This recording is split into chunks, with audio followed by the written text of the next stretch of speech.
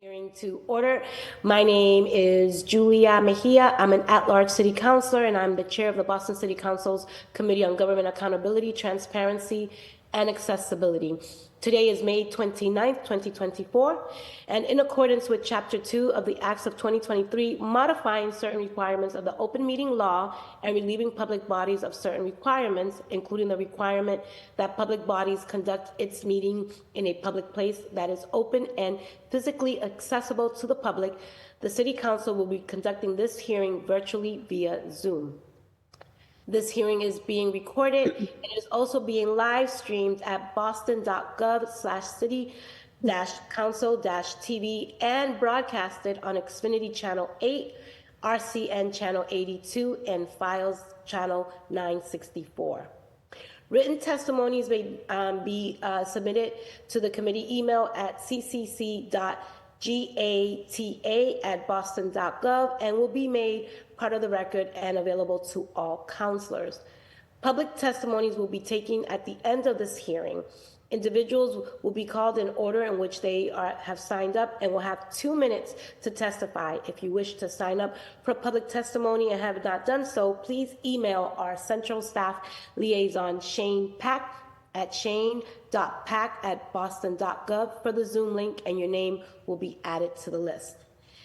Today's hearing is on docket 0585, in order for a hearing to audit the City of Boston's hiring, firing, and promotional policies, practices, and procedures. This matter was sponsored by myself, Councilor Julia Mejia, and was referred to the committee on January 24th, 2024. Today, I am joined by my colleagues in order of arrival, of course, Councilor Flynn, who's always on time and ready to go. Love to see you here. Thank you for being here with us this morning, and I'll continue to call my colleagues as they arrive. Today, I'd like to introduce our panel who will be testifying on behalf of the administration. And before I do so, let me just level set here that this is a public hearing. This is an opportunity for us to really get things on the record, and to, as a committee, my hope is that we'll be listening to each other, identifying pressure, pain points in which we need to dig in a little bit deeper. But ultimately, my goal is to have a solution-focused conversation that is really centering the policies, the protocols, and the procedures, and not people and individual situations. So I just want to note this for the record, that as we continue to walk through these conversations, that we really want to focus and center this conversation on why we're here today. So just a little bit of ground rules here. All right, so today we have, what we're going to do is two different panels. We're going to be focusing first on BPS, which we have Superintendent Skipper from Boston Public Schools, and Francis Canty, who is the Director of Human Resources for Boston Public Schools, joined by our community panelist, Edith Bazil, who's the founder and executive director of the Black Advocates for Educational Excellence, as well as Leah Serena, who is elementary representative for the Boston Teachers Union. So I'm going to focus those two panelists so that we can first start off with BPS, and then I'll transition and introduce the BPD panel when we get there. So in the interest of keeping everything moving and on time, I am going to, I also want to acknowledge that we have been joined by our very own lawyer, our colleague, Councilor Weber, who has also joined us for this hearing. I'll continue to acknowledge my colleagues as they arrive, but wanted to just note for the record that we will be waiving opening remarks so that we can dive right into the panel. So without further ado, Superintendent, the floor is yours. Great. Thank you so much, Councilor Mejia. And we will keep our comments brief so that we can get into questions. But we just, thank you. We always welcome the opportunity to talk about what we're doing in BPS, the progress, but to also hear people's reality and experience so we can strengthen what we're doing.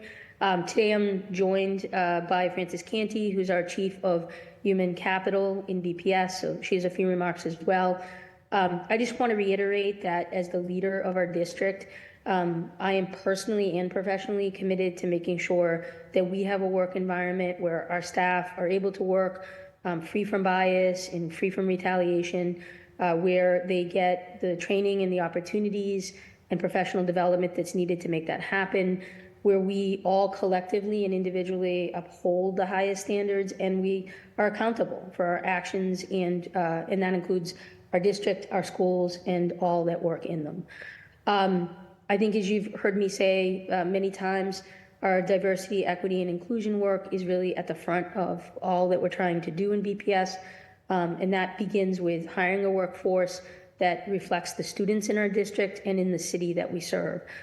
This is a major priority for us and will continue to be. The majority of our 11,000 BPS employees identify as people of color, which is roughly around 56%. And I'm proud of the progress that we're making. We're not where we want to be, but we are moving in the right direction. And working together, I believe we can even accelerate that more. We're also focused on increasing the linguistic diversity of our workforce. This is going to be really important as we begin the deeper, Office of Multilingual and Multicultural work with our bilingual and education goals. I think this is really, the work and the progress that we're making is a testimony to Chief Canty, to Rashawn Martin, and to all those that are working, in the specific areas to diversify our staff.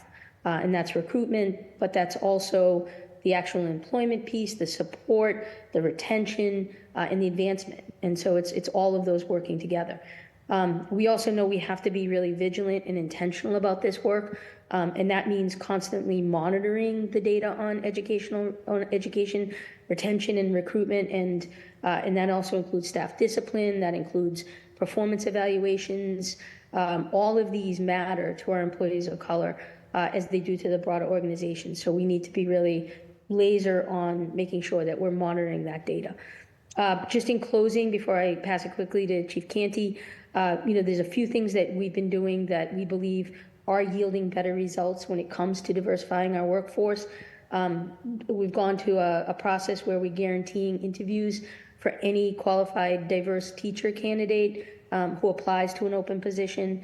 We're also guaranteeing at least 3 interviews to any provisional teacher of color who receives a non-renewal letter, but who received a proficient performance eval on their annual eval and meets the minimum qualifications such as certification for that position.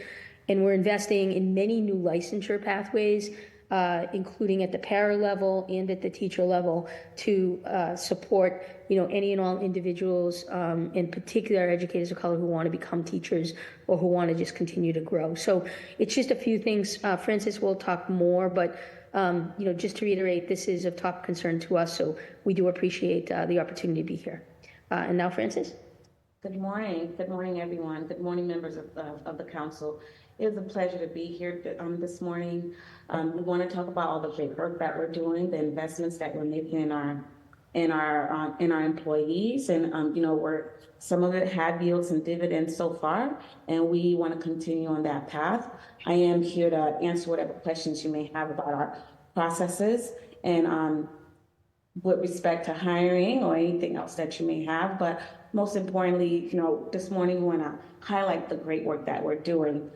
Some of that work that, for example, the Department of Education recently awarded the BPS Teacher Equality Grant, and that grant is to ensure that we can bring in more teachers who are multilingual. That is a direct investment that the district is making, and we are proud of that work that we're doing. It is a grant that a lot of people have applied for, but they saw fit to grant BPS that grant. We are continuously trying to retain and hire educators of color. That is of utmost importance to us, and we've made great stride, and we want to continue making those strides in every aspects that we can.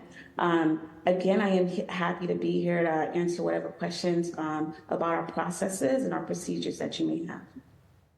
Thank you. Thank you. Thank you for that. I think what I'm going to do, given the fact that you guys were right on time and moving things along, and I really do appreciate how efficient you were with your opening remarks. I also want to acknowledge, before we continue to dive in, is that we've also been joined by Councilor Anderson and Councilor Breeden. So before we move on to questions, I would love to create an opportunity for our two panelists to have their opening remarks. And then we can move on to questions. Okay, so I'll go first to Edith. Edith, you now have the floor. Thank you so much. Good morning, Honorable Councilor Mejia and other councilors. Thank you for the opportunity to speak about the HR process. During Boston's court-ordered desegregation, BPS refused to hire Black teachers, so Judge Garrity ordered BPS to hire Black educators. The Garrity order is still in effect, yet Boston steadily falls short of the compliance. This year, the percentage of Black teachers declined further. Why should we care? Because the pattern of discriminatory practices by HR results in paid administrative leaves, settlement agreements, and lawsuits that cost taxpayers millions of dollars. Furthermore, the lack of equity in the HR process has led to a loss of talent in the district and opportunity gaps that have not budged. BPS leadership must take into consideration how power hoarding and centering whiteness in decision-making shows in the HR process. Black leaders and teachers are expected to go along to get along across ethnic, linguistic populations while facing discriminatory treatment and are rotated out of the district due to hostile and stressful working conditions. It is worse for Black males. We know that the Johns Hopkins research concludes Black teachers foster a growth mindset and strengthen students' self-efficacy, raising math and reading scores, reducing chronic absenteeism by 60%, promoting access to AP courses, graduation, college entry, and vocational pursuits. However, Black educators are the last hired and subject to premature dismissal when there are budget cuts. They report incidents of racial discrimination, workplace bullying, and retaliation that disrupts their longevity in BPS. Equity complaints lack thorough investigations and most often end in a finding of, quote, insufficient evidence, end of quote. Black and brown central office leaders state when they alert the district to policies and practices that need to be addressed, they are silenced, censored, ostracized, or shut out of meetings. Information they provide is rejected, and the HR process may be weaponized, placing them on paid administrative leave, leading to NDAs and settlement agreements. In an effort to protect the district, one leader wrote a memo to the superintendent, incoming superintendent, expressing concern regarding a pattern of administrative investigations involving primarily Black and brown central office leaders, and conveyed that while investigative meetings and paid administrative leaves are certainly a necessary part of HR practice, the patterns warranted an investigation in order to protect the district's interest. Instead of acknowledging the leader's diligence, this administration terminated him effective immediately. Then the leader's body of equity work was systematically dismantled. The racial equity planning tool was abandoned. The Racial Equity Impact Committee eliminated, which I was a part of. Racial Equity Dashboard abolished. Community Equity Roundtable meetings suspended. Restorative Justice initiatives abandoned. And the plan for 9 equity coaches scrapped. Public protests from families and community were ignored. Meanwhile, there's been no action by this administration to fully investigate discrimination concerns involving Black and brown central office staff, despite repeated requests from our group of retired Black and brown educators. A few weeks ago, this administration cut several Black and brown longtime central office leaders in the Family and Community Advancement Unit without notifying or engaging families and community. Again, the community protests were ignored. Honorable councilors, the pool of excellent candidates in the educational leadership community is a very close community.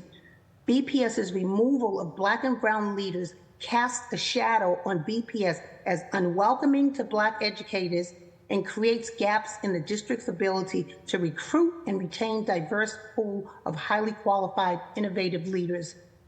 There is an impact on school staff and our Black, Latino, multilingual learners and students with disabilities as well, who remain in stubborn gaps and attend underperforming schools.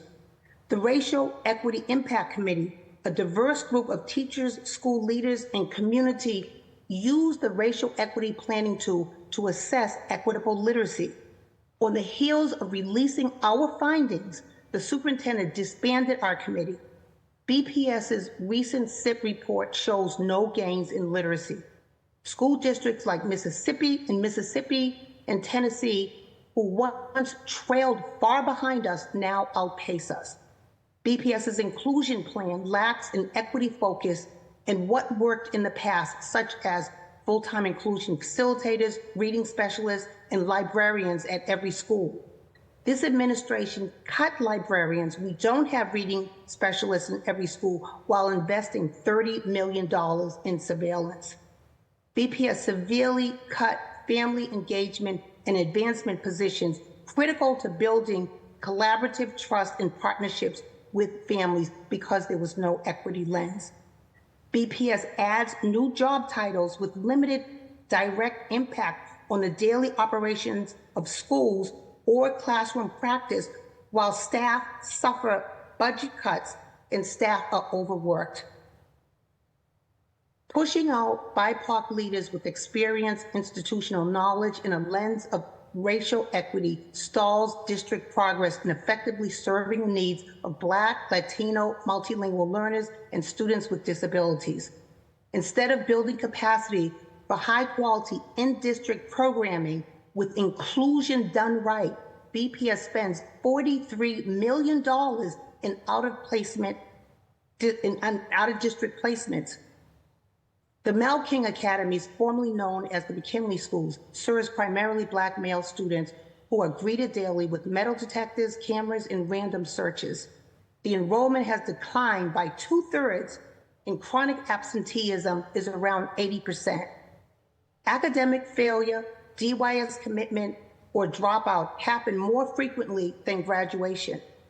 If the racial equity planning tool, restorative justice practices, and other equity initiatives were embedded in a plan for innovative restructuring of these schools, instead of just a name change and a new leader chosen with no staff, no student, family, or community engagement, these schools may be progressing towards systemic improvement instead of declining. BPS is now at a crossroads.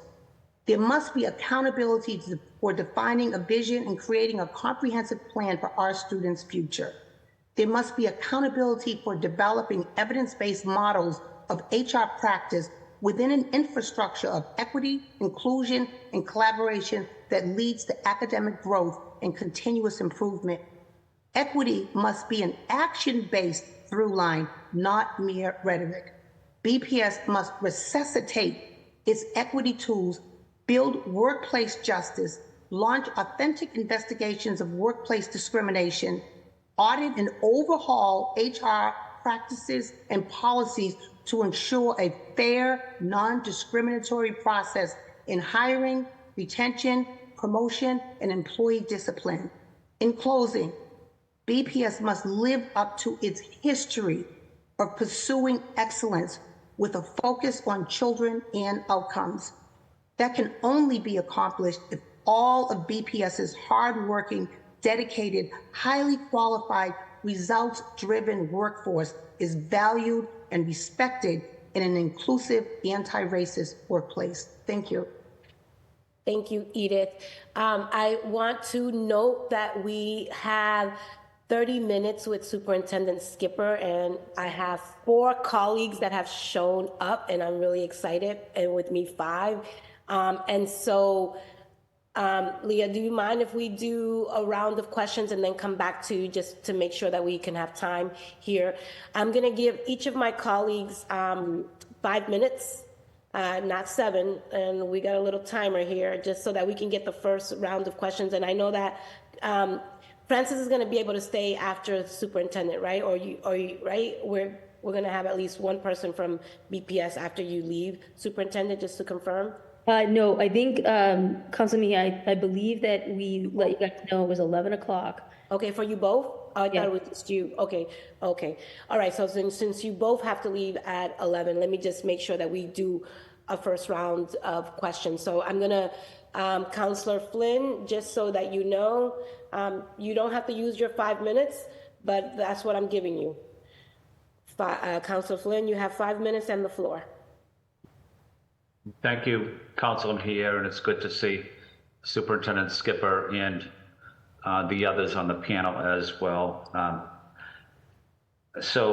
I also want to say thank you to Councilman Mejia for sponsoring, chairing this hearing. Diversity and inclusion should be priorities in our city's hiring and promotional practices, and it's important that we uphold these principles. I wanted to ask a question for Edith. Edith, can you just tell me about the federal decree in terms of teachers, that percentage of teachers of color that should be hired under this decree, and what are the results? I'm not all that familiar with that, but just wanted to learn more about it. Sure. So I was one of those teachers, and the decree basically states that BPS must acquire and sustain a workforce of 25% Black teachers. The number of, and BPS has never reached that, has not reached that in about 10 years, I would say. The number of bilingual teachers is 10%. Obviously, that is a low number, and we have higher representation than that in our student demographic population. Right now, there are 1,069 Black teachers, and that's 22.67%, which is under the 25% requirement of the Garrity order. And that is a drop from about 23% in November. So this figure, the 22.67%, is as of April 1st. And so what my argument is that number is declining because of teachers being pushed out, not supported, not providing the professional development and other supports that they need, specifically Black teachers. So retention is the biggest problem. Teachers are hired, but they are not, Black teachers are hired, not retained. Same for bilingual teachers. We don't have enough bilingual teachers. We need more, and we need to look at that figure in order to represent our student demographic. Thank you, Edith. And could I also ask the superintendent the same question? And I know. Certainly. Thank you, Councilor Flynn. I'm going to actually, so all due respect, Edith, we do an October to an October to be consistent with when we report it out. This is very normal practice in human capital departments. So I'm going to actually ask Francis to supply what we have published and stand behind in terms of our data. Yes. Camera. Yes. Well, let me start off by, giving you guys the data point as it relates to the district and how the district plays in respect to everything else. So for the DESE yearly publishes how the Boston Public School does in reference to other districts. For the year 23-22, BPS employs 5.6 of the teachers in Massachusetts. BPS has 21% of Black educators are from BPS. So that's one point data I want you to understand. The other one we'll start with. Last year, we had the highest level of retention of school leaders of color. From the year 2018 to the which is the overall Garrity rate that we've been tracking, we increased from 38.8% to 42.1%. As the superintendent stated, we track our data from October to October, just so we can have a true data set of what's happening in the district. we want to be consistent in the data that we provide. And our data shows as of right now that our district, we have 23.1 educators that are Black, 12.1% that are Latinx, and 6.6 educators are of Asian descent. And that's a total of 4,829. Those are our data set that we have currently, and those are the data set that we have in fact published. So we just want to make sure that you guys understand the data point when we're talking about the data set. The district published data every October, and that is the data that we generally publish, and that is consistent with what we have done in the last couple of years. Right, and the other thing I would just add to this, Councilman, is, and to all, but since 2019, we've increased a full percent for Black educators. It was about 10 years ago when the great Barbara Fields was working within human capital that we at some point hit the number of 25. This is a number that I think I've said publicly we should not have a problem hitting. Like 25% with the Garrity order is something year to year we should be striving to make sure that we have the practices to not only hire and recruit Black educators in the classroom, but making sure that they feel supported and stay. Thank you. Thank you, Superintendent. I just want to know, from what I understand, this potentially, you have also included guidance counselors, and I think the order prohibits from including guidance counselors in your data. So I just want to be really clear about the data that you're sharing with us here today. From my understanding, that is not part of the order.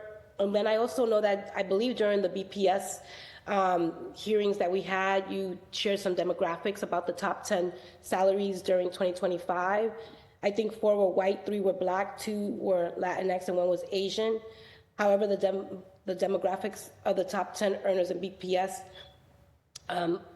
specific emphasizes on educators. So I think that there's a little bit of discrepancies there with some of the data. So I know we don't have a lot of time with you, and it's unfortunate, but I want to make sure that I give my colleagues another round of opportunities. And as I get information and we're sharing information, I would love for you to kind of like clarify who you're including in that data so that we can have the most accurate understanding of what's at play here. So with that, I'm going to go next to, I believe, Councillor Weber. You have 5 minutes, and make sure that you know that Superintendent Skipper has a hard stop at 11. So I would make sure that most of your questions are deferred to the superintendent, because our community panelists will be here a little bit longer. Thank you. Yeah, thanks, Chair.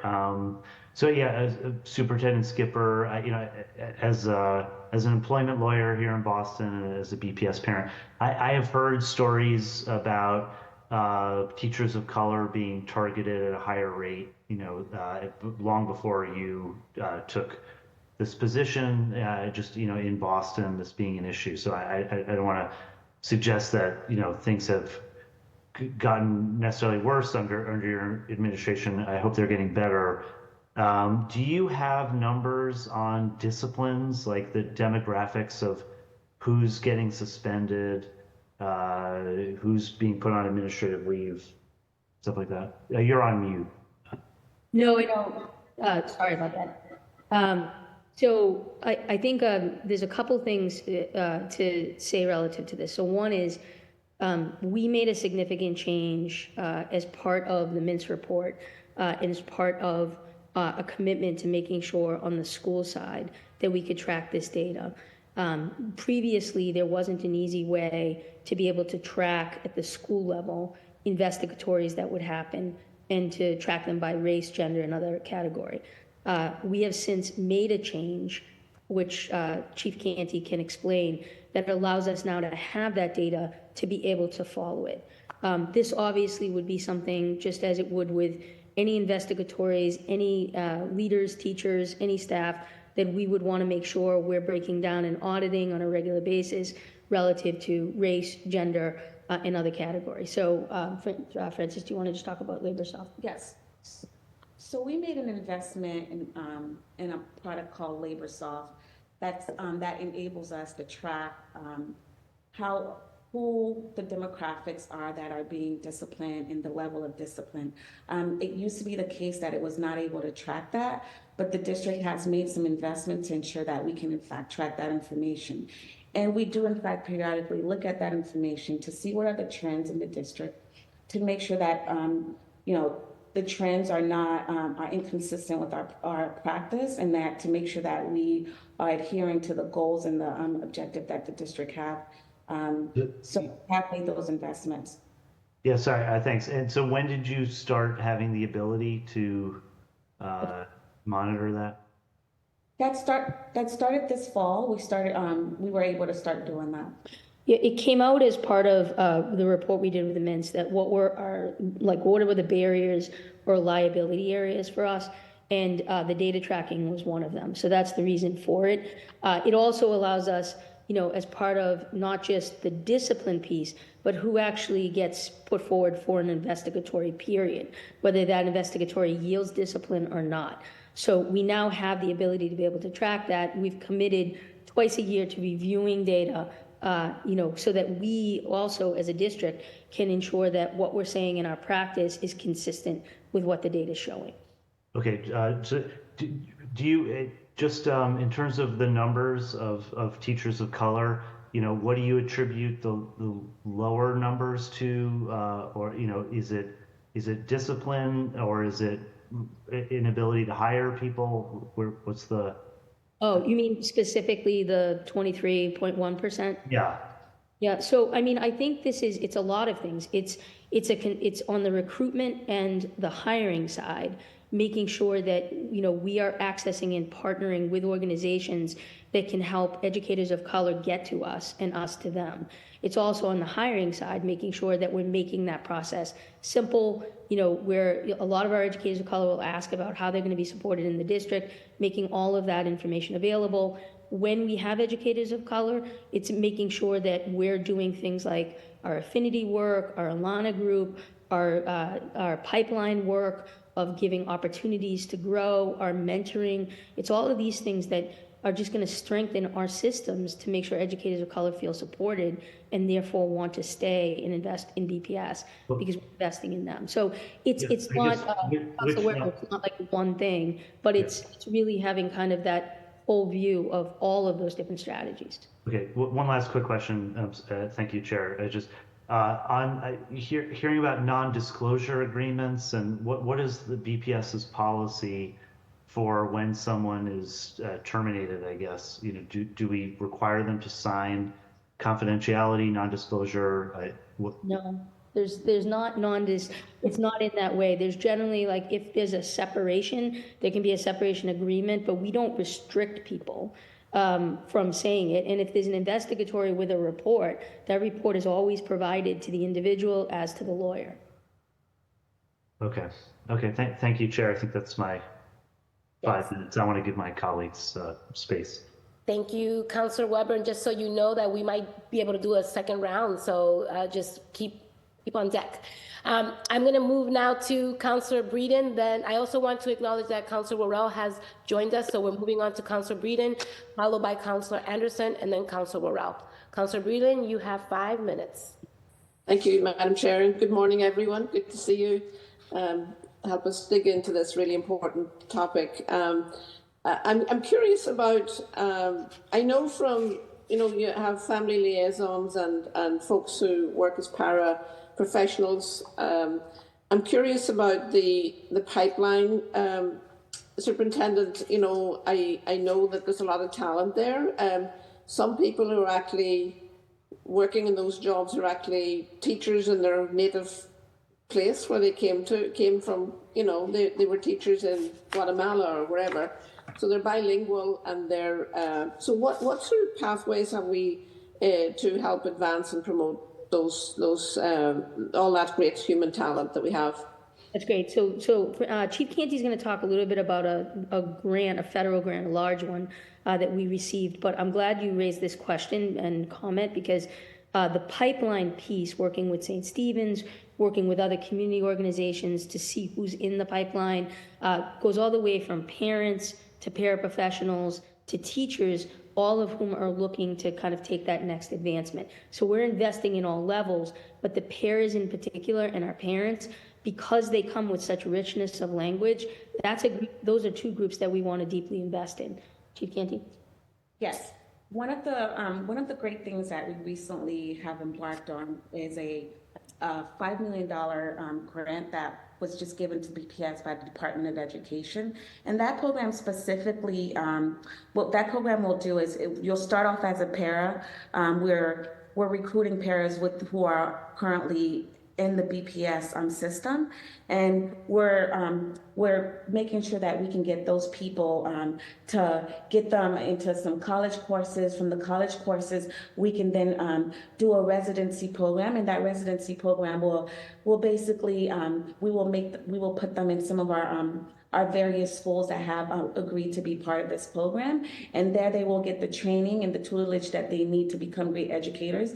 And one of the great things about this program is that our hope is to subsidize some of their living wages while they're going through that program. But most importantly, this program will allow the program is specifically focused on multilingual learners, speakers, so that we can uplift those people who are interested in becoming BPS educators, so that they can participate in that program. And the district and the federal government, we are both have put some money behind this effort to make sure that we can support these individuals who have who want to have the chance and the ability to become educators in the system. So I know I've heard from some school leaders about the difficulties it is for paras to take their exam, like to support to actually the nuts and bolts of a testing centre that's close by. Like, and this was a couple of years ago, have we fixed that problem? Like, are they able to go locally? Like, we used to have to go to UMass Dartmouth or somewhere crazy to do an exam, that when we have so many of those folks actually live here in the city.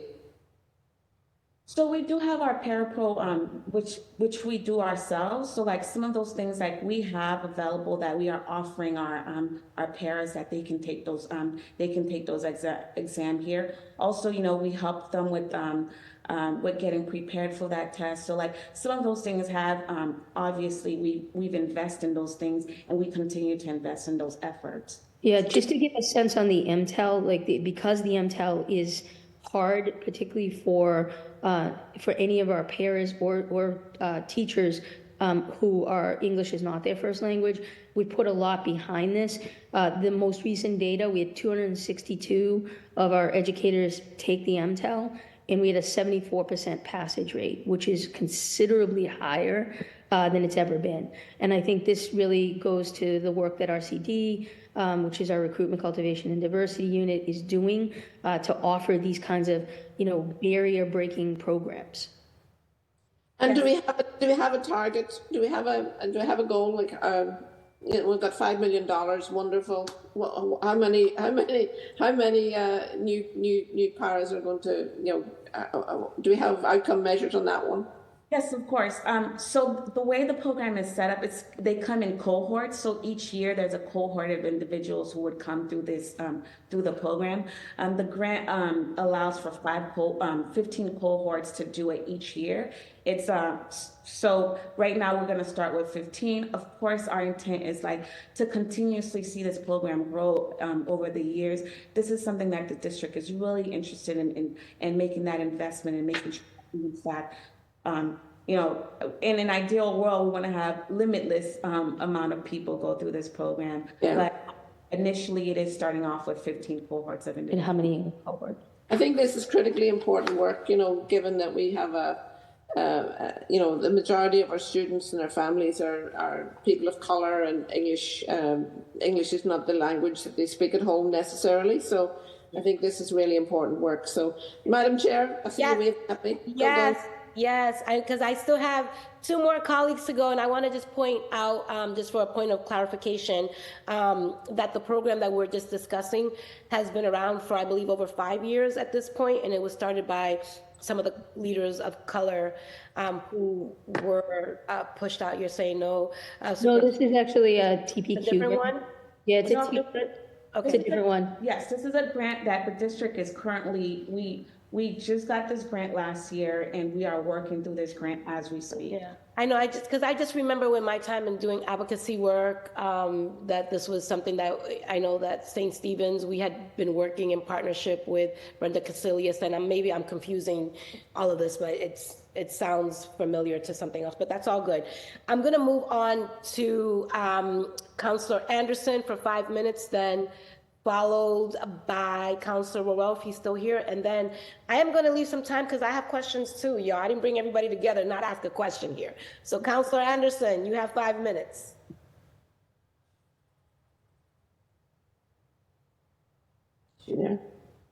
Thank you, Madam Chair. Good morning, everyone. My questions will focus first off for the administration. Hopefully, if there's enough time, then more. Following up on Council Weber's question, you mentioned that there is a periodic table, or periodic review, sorry, of disciplinary practices and disciplinary demographics. How often does BPS do those reviews exactly? Right. So thank you for the question. So we've committed to doing them twice a year. One is sort of a look back from that current hiring season, but from a time perspective, most of the time it's through the school year that you would have investigatories or things like that. So they're collecting the data right now for the one for this year, for the second one. This came out of, several commitments that we made based on some of those some of the recommendations that the MINS report had. Thank you. Yes. Thank you. At what point in the job application process do you ask for demographic information from our applicants? We generally ask at the beginning of the job application. You get to select what your demographics is as you're applying for the position. And is that, so on the application initial process, is that the information you use, or do you ask at any other point? And we generally ask at the beginning of the job, and also there's your resume that's also provided, but we do ask them at the onset, like the demographics, and that's where sometimes we collect that information. And sometimes if we need an additional data point, we will do reach outs to make sure that we can get those data. Thank you. Is that something that is disclosed ahead of time? If we needed to do a major data point, or that we needed to do additional fact finding, of course we would give our employees that notice before we would do that major data selection. Understood. Thank you. I noticed that BPS has a page on employee rights. But most of the information there is from 2017. Is it updated regularly, or when is the next time you're going to update it? We have been working on updating some of those information to make sure that they are current. We have started to update that information, and the moment we do have it completed, we'll be able to publish that again. But some of that work has begun; it just hasn't been published yet. Understood. And by has begun in the last several months or this year? I would in the fall. Some of that work started in the fall. Part of the Tidwell report. There are many things that the district embarked on to ensure that we are looking at our practices, and that was one of the things that we did in fact look at. Understood. Thank you. At our meeting last night, our office actually held, one of our regular budgets workshops, and there we talked a lot about, how there is an abundance of data and studies that city commissions or collaboration between equity departments and maybe third-party companies that work on equity to analyze, or at least to consolidate all of this data to analyze problems. In here, for example, is hiring and promotional discrimination.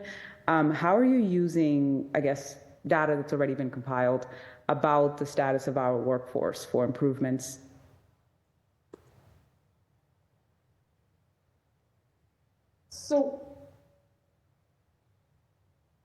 So, I mean, so what I will say, like, I don't know, but like which particular ones, but what I will say is that human capital is constantly looking at what the city's producing.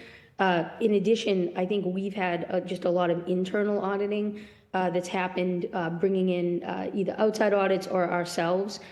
So we're in the process, there's like multiple places that we've included this. One was like a retraining relative to discipline circulars, relative to investigatory circulars, places where bias could live or does live, and that happened at the beginning of the school year. So we revamped our retraining for all school leaders and supervisors. That came out of looking at kind of recommendations from the Tidwell report as well as other data sets. The commitment to the twice periodic, the change within the database of us being able to actually track at a school level where bias would be, work with our anti-racist advisory committee that's happening here centrally, working on a macro and a microaggression policy. That came out of a lot of feedback from our own staff around feeling that when things would come out of, or findings would come out of equity, that they weren't able to adequately address any kind of macro or microaggression that was happening.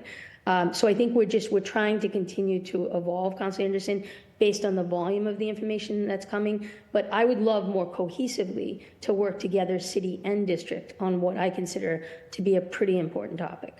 Thank you, Skipper. And I guess, sorry, Councilor it Anderson. wasn't answered.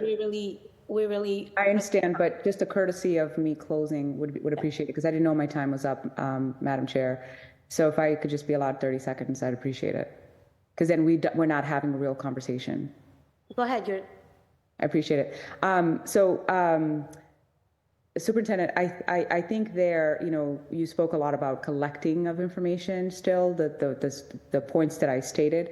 And so I think, taking it to another level, it's beyond working with us, of course, working with us, but looking at exactly what third party, or is it outside audits that is consolidating it beyond the audits, beyond the collecting of information is where I'm trying to get. But I'll pick up after this. Thank you, Madam Chair. Thank you, Councilor Anderson. And just for the record, I did say that we might potentially, given the time, that we will do another last round with the superintendent. So I appreciate your grace. Thank you, Madam Chair. I'm going to ask, I'm just curious, if you could, I'm going to set my timer on just so I've got a model behavior for everybody here. So I'm going to ask just a very few questions here. I'm just curious about the tone and the culture around retaliation and whistleblowing and people feeling like their jobs are at risk.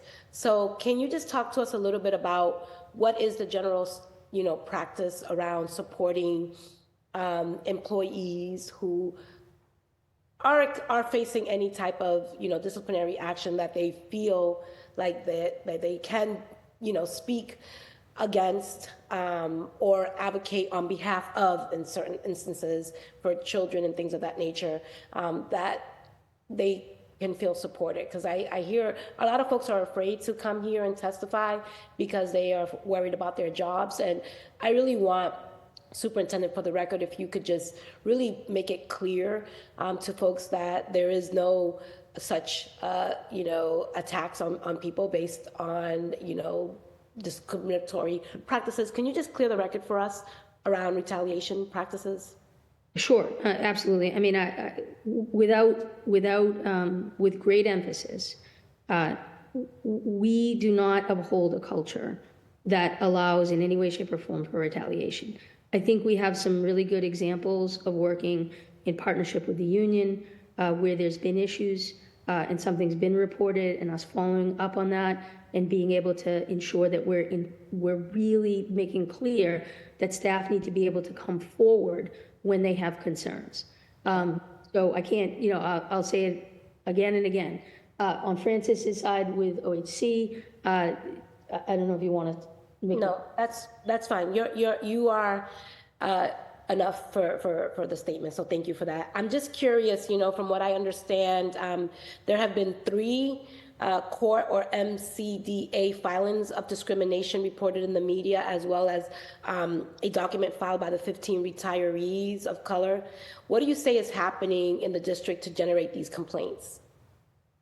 So again, we can't speak on anything individual. What I will just say in general, It's more about the culture. I'm studying along with the line of the culture and the climate within BP. yep. So I think, MCAD is there for a reason, right? That is the place that if an educator feels or a staff member feels that they have been discriminated against and been the victim of bias, that they should therefore file. And so in that case, we cooperate entirely with MCAD because we, like the employee, want to get to the truth of that. So I think that, MCAD in my past as a superintendent and being here in the district prior, that was always an avenue. So I think, that plays itself out. Yeah, that's fine, only just because the time is ticking and I have 2 more minutes left. And I'm just curious if we can just transition to another question here. I'm just curious around the managing director for recruitment and retention and diversity. It's been an acting manager for almost 2 years, if I'm not, wrong. I'm just curious, will there be a national search? Where are we with that? He's not in the acting capacity. Mr. Martin is he's the managing director of the. So, okay, that transition has been, he's no longer in an acting role? Is that? Yes, that transition happened, maybe I believe, quite a few months, maybe even in the fall, I believe that transition was made. So Okay. Thank you. Thank you for that clarification. I'm just curious, what are the pathways for professional licensure for Black educators? How are we going to end the revolving door from recruitment to evaluation to exit? And what is the retention strategy? And how can nonprofits like Right Boston help? And I'm really curious about the exit interviews because I always say when we know better, we do better. And I'm just curious about any information that you can share as to why people are leaving the district. And then that will end my time. Yes, that is one of the investments that we've made, Counselor, because for a while we were not, that data point was not being gathered. And we have made, we put a committee together to make sure that we can get that information. So as of the spring, we finally set a process of how to have educators, as they're leaving the district, be part of our okay. Thank you. I just want to be fair, and I appreciate that. We have 5 minutes left. I'm going to ask my colleagues by a show of hands. They can each ask one last question just to the superintendent. And so whoever puts their hand up first will go first. And 3, 2, 1. Counselor Breeden. Then Counselor Weber. I'll defer to my colleague, Councillor Weber, since he's the Labour lawyer. He probably has on you go. Okay, Counselor Weber, and then Counselor Breeden, if we still have an extra minute, go. Yeah. Yeah, I guess, so do you know how many MCAT complaints are pending against BPS filed by teachers? We certainly can, we certainly can pull that data, but, for the most part. That's fine. But do you know how much money we have spent? Well, actually, go ahead, Councilor Weber. No, I'd be chair. That's a good question. How much money has the district spent on lawsuits? This is data we would have to gather, Councilor Mejia. We're happy to look at the MCAD question. It's going to ebb and flow right over time. But we can look at a 5-year and see what that looks like as a trend. Okay, great. I'm going to note that for the record. I would just say, I feel like, the goal is to not to have MCAD complaints, work that out in HR or, whatever, hopefully they're not your go-to dispute resolution people. But, okay. Sorry, I don't know if anyone else. Counselor Breeden, you do have time, and then Counselor Anderson or Counselor Flynn, I'm giving you all each an additional minute. If you want to take it, raise your hand. Counselor Breeden. I'm curious about the role of the Office of Equity in handling discipline and complaints. I know I'm just reading through your non-discrimination policy and then all the areas that Office of Equity touches. What's the role in Office of Equity, and do they handle do they handle a complaint before it gets to the level of an employee having to go to MCAD? Yes. Equity is sometimes our first level of when employees initially file a complaint. They are, if it's sex-based, Title IX, those complaints usually go to equity. Okay, thank you. I'm going to go next to Counselor Anderson. I see your hand up. Thank you, Counselor Breeden. Sorry, we're going to have another round with the community panelists, so just know that the BPS hearing has not ended, but our time with the superintendent and her team has. Counselor Anderson, you now have the floor. Thank you, Madam Chair. Is there a reason why the team is also leaving? 1 hour seems just like, not even an hour, like 20 minutes, 30 minutes of questioning seems counterintuitive. No, I understand and I hear your concern. However, we were only granted an hour with the superintendent. I was under the impression, and this was probably a miscommunication on our end here, I thought that we were going to have at least someone from her team stay after her departure, but I believe that that is not going to be possible, so I want to make sure that you use your time. Thank you. Okay. Thank you, Madam Chair. Superintendent, in your view, how effective are the current PPS policies in preventing discrimination? I think that I think there's a lot of room for improvement on this. I think we've made some steps, but I think that first of all, making sure our 119 schools, which function as the district, that everybody is trained and has the same spirit and investment in this area is critical. So that's investment in our school leaders and in any of our supervisors. I also that needs improvements. I'm sorry, I just wanted to get Sure. that in. I think the area of the macro and microaggression. Sorry, Council Superintendent. I wanted to complete the second part of that question, and I apologize, this has to be this way. I just don't want Council here to say that I asked two questions. Second part of that is specific area of need improvements. Sure. So I think it's definitely the macro and microaggression policy. I think that piece has been missing when it comes to the bias base on the equity side. I also think us developing the firmer criteria on our paid administrative leaves and making sure that everybody understands in common why somebody would be put on leave, what that process is. And then I think third, just continuing to do reinforcement and training around the entire discipline circular and investigatory, what is employee rights, within that. I think that can stand up for improvement, and as we change personnel, continue to be retrained year to year. These are all more systems-based issues. Yeah. Thank you, Councilor Anderson. I'm sorry to have to let you know that we are at time, but I want to give the superintendent an opportunity to have any closing remarks. Superintendent, just so you know, this is a hearing. It will remain in my committee, and I will be bringing this back up because to my colleagues' point, there's still so much more that we need to unpack. And in order for us to get this right, everyone has to be at the table.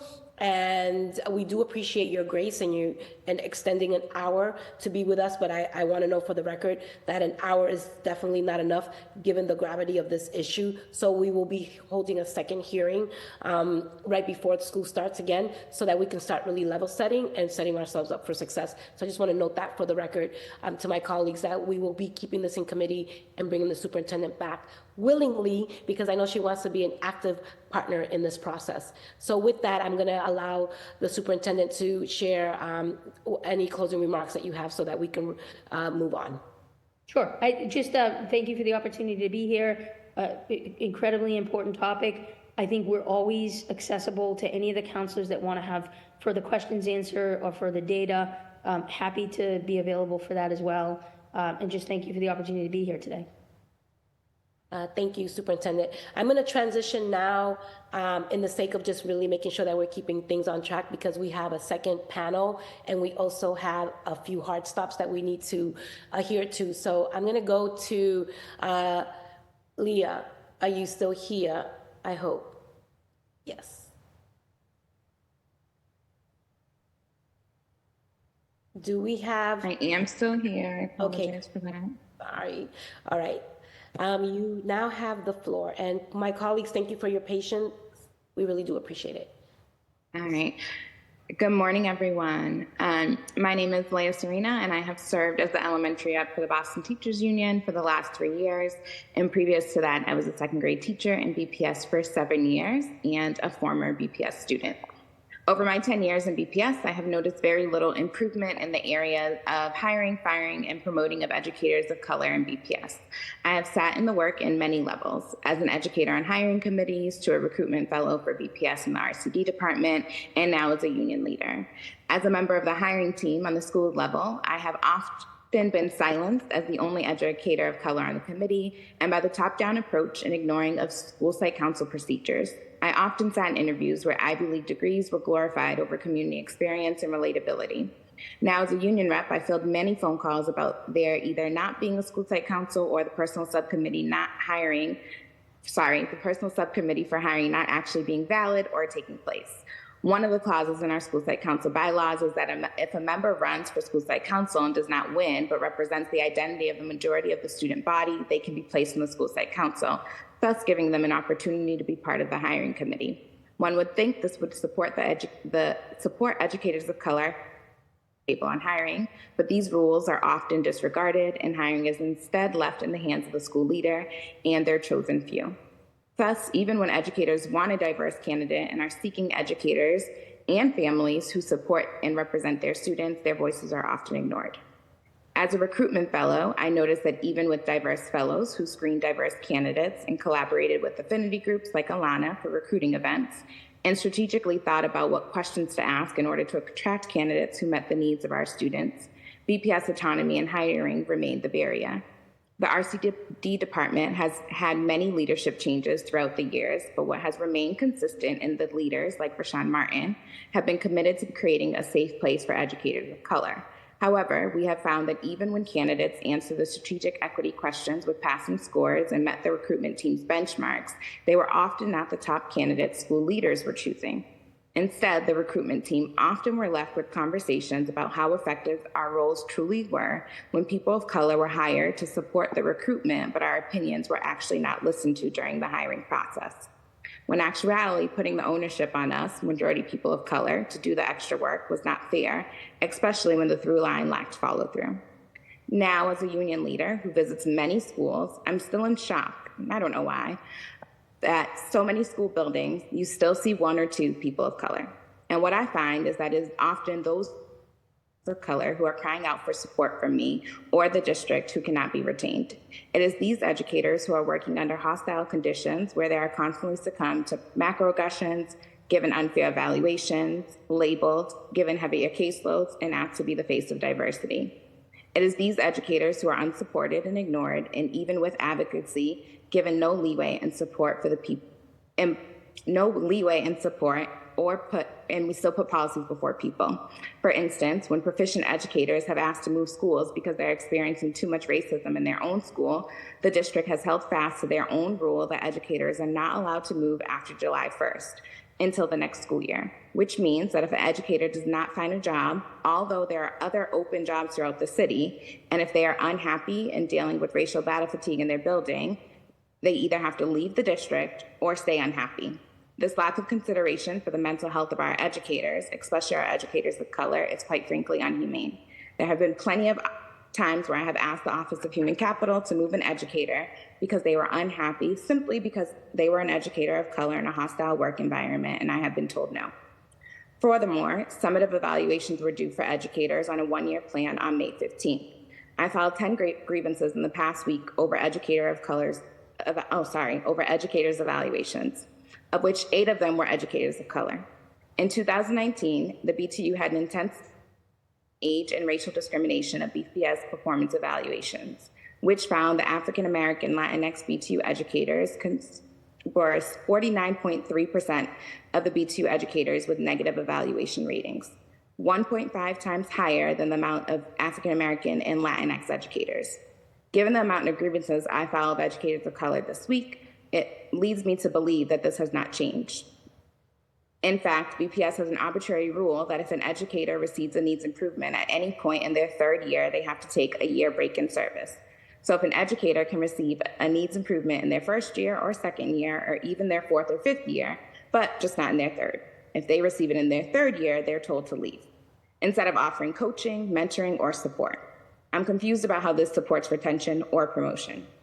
Furthermore, BPS has been asking BPS educators to become dual license and sometimes triple license to support a failing inclusion model. We have consistently asked for more support in staffing and resources to support the vast needs in our students, but instead, BPS has continued to burn out educators, adding to the lack of retention for educators, in particular educators of color. When I last checked, we had 337 educators on emergency license, and 66% of those educators were educators of color. Yet the district is still asking educators to become dual certified. We know that there are at least 1,942 positions that are currently requiring 2 licenses, either because they are a single teacher inclusion position asking to serve 2 licenses, or a split position. And 81 more educators were asked to get an additional license next year. We have about 7,000 active BTU members, so if we take out paraprofessionals, ABAs, substitute specialists, mental health professionals, there's probably about 2,500 educators. So if about 2,000 of them are being asked to hold 2 licenses, that only leaves about 500 of them with 1. And we're still wondering why we can't retain educators of color, although we know that the data shows that the MTELs are a huge barrier for educators of color. We will never touch the surface of change when we feed into these racist systems that hold educators of color back. And I would argue that we beyond feed into them, we exceed them as the only district that is asking for educators to have 2 licenses. Lastly, as a union leader in the last 2 school years, I have been personally tracking the data and I have received 26 disciplinary hearings. Of these 26 disciplinary hearings, 16 of them have been for educators of color, and 8 of these educators have been terminated. 6 of them, Black educators. 9 of these 26 educators decided to resign instead of going through the grueling disciplinary hearings. 6 of them were educators of color. 4 of the remaining received another form of discipline. When speaking of these 26 educators, I am only speaking of educators who were threatened with suspension or higher. This does not include educators who received investigation meetings that did not lead to any other form of discipline, because you can receive warnings or reprimands and so forth. And there are too many of those for me to track alone. There are no systems in place for coaching, learning, and restorative conversations.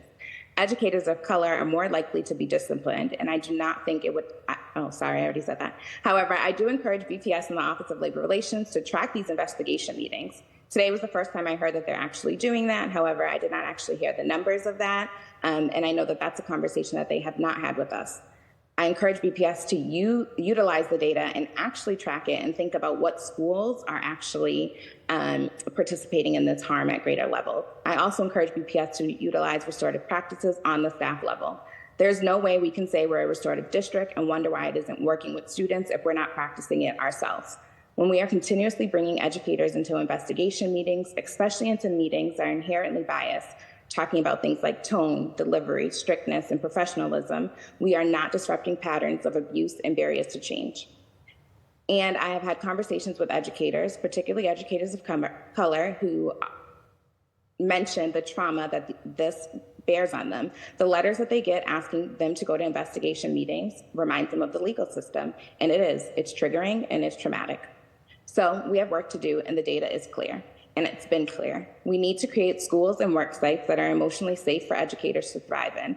For when our educators thrive, our students thrive. In order to do so, I encourage BPS to review their hiring protocols to ensure that school-level hiring happens through thoughtful shared governance and accountability. I encourage BPS to allow educators more flexibility to move schools for psychological well-being, and encourage BPS to hold school leaders accountable to creating schools that educators feel safe. Along these lines, I also do strongly believe there needs to be a way to appeal decisions made by the Office of Equity, or to have a joint problem-solving conversation when equity denies a complaint. I know that someone asked earlier about the Office of Equity. There are plenty of times when educators have told me that they've reached out to the Office of Equity and it's gone nowhere, or they felt unheard. Where do they go next? Where do we close the loop? And what happens to them when they know that they have experienced harm? Nothing. I have noticed that the Chief of Equity and Strategy position still appears to be unfilled, although there have been plenty of other positions emptied and refilled throughout the district since this one has been emptied. Evaluations need to be checked and thrown out for biases, and every year BPS needs to post how many educators of color receive needs improvement and what they're doing to support them. BPS also needs to stop the practice of asking educators to be dual licensed and start making it known to principals that they can recommend educators for early permanency. You do not technically become permanent until your 4th year in teaching, but at any point in time, an educator can recommend, a school leader can recommend an educator to become permanent, and they should do so when they have a proficient educator of color. We also need to pay more attention to disciplinary action taken on the school levels. I can name the schools where I know that disciplinary actions will be taken harder, so BPS can too. If BPS changes their investigation and disciplinary systems and really model the systems after restorative change and center those most impacted, I can see a world where teachers are invested in change instead of burned out by the system. BPS also needs to bring back mentoring programs like WEOC and MEOC, where strong leaders of color supported leaders of color in leadership. And these programs need to be funded and supported appropriately. There are systems of change that need to happen or change or stopped. And if we're really going to change things, we need to do that and invest the time to really move the needle. Sorry, I stuttered so many times. My computer died and I was reading off my phone. No, thank you. And thank you for that. And I know that you are at a conference or doing other things, and you still managed to take some time to be with us here today. And we really do appreciate your voice and your leadership. And this is why this committee was created. It's government accountability, transparency, and accessibility. And it's like, we don't know what we don't know. And data is such an important tool. And so is information, right? So this is not just about BPS. It really is about a deeper dive into kind of auditing what is working, what is not, and sharing information in ways that can inform our thinking. So I really do appreciate all the numbers that you brought that we were able to get on the record. And so thank you for that. I'm going to move over to my colleagues in order of arrival. I believe it was Councillor Flynn, followed by Councillor Weber, then Councillor Breeden, and then Councillor Anderson for your round of questions. So Councillor Flynn, you now have the floor, and 5 minutes if you have any questions for our two panelists. Thank you, Councilor Mejia. Thank you for your important work on this issue. I opened up and asked Edith a question, and thank you, Edith, for your response. I just would like to follow up a little more on the question that I previously asked, but so for the federal decree, Edith, does the city of Boston, does BPS keep track every year of exactly how many teachers, African-American teachers are hired, and do they compare the results from the previous year? And if it's an increase, why did it increase? And if it was a decrease, what were the challenges that prevented an increase to hiring more men of color or people of color into the BPS team? Thank you, Councilor Flynn, for your question. And I just want to clarify that the district problematically year after year includes guidance counselors. The Gary order, the decree, specifically looks at guidance counselors as not student-facing in classroom instruction, and they're more administrative. And so while the order requires an annual count of Black teachers, it is inflated by BPS. And when it's reported to the pursuant to the actual order, they have to break out who, for example, is a guidance counselor, who is an itinerant, which could be a psychologist who's not a classroom teacher. And so there really needs to be clarity in how the district reports it, because they routinely include non-student facing staff, and that's problematic. And I'm sorry that the superintendent and her team had to leave. I would love to have a more interactive conversation. The numbers that I've gotten from the leader who actually collects this data, and the data has always been under 25%. And there just needs to be honesty in reporting the data around the actual numbers. Why teachers leave is problematic because although the district does exit interviews, it's only with those teachers who participate in that process. What Leah is talking about is that there needs to be a middle ground in terms of the coaching, the support, responding to equity and discrimination complaints. And so that piece of, what is a district doing to create an infrastructure of support to retain teachers? Because again, it's about money. When a teacher is onboarded, the district invests in that teacher, and then we end up losing even highly qualified teachers to other districts. And so having a new teacher requires professional development, training, coaching, onboarding them, and that's a costly process. So the district really does need to address what is happening in the middle between hiring and retention, because we have a turnover. And Leah talked about some of the issues around if a teacher is highly qualified and they're not sustained, they could be just let go for no reason. And so that there's a real problem with honoring Black teachers in particular who are facing situations in hostile work environments, who are highly skilled and should be retained. I hope that answered your question. Yes. It does, Edith. Thank you for the response. Thank you, Madam Chair. Thank you, Councillor Flynn. I'm moving on next to Councillor Weber, and I just want to know for the record that we have been joined by Councillor Santana. Councillor Weber, you have 5 minutes. Sure. Thank you, Chair. So I guess my question to the two remaining panelists are,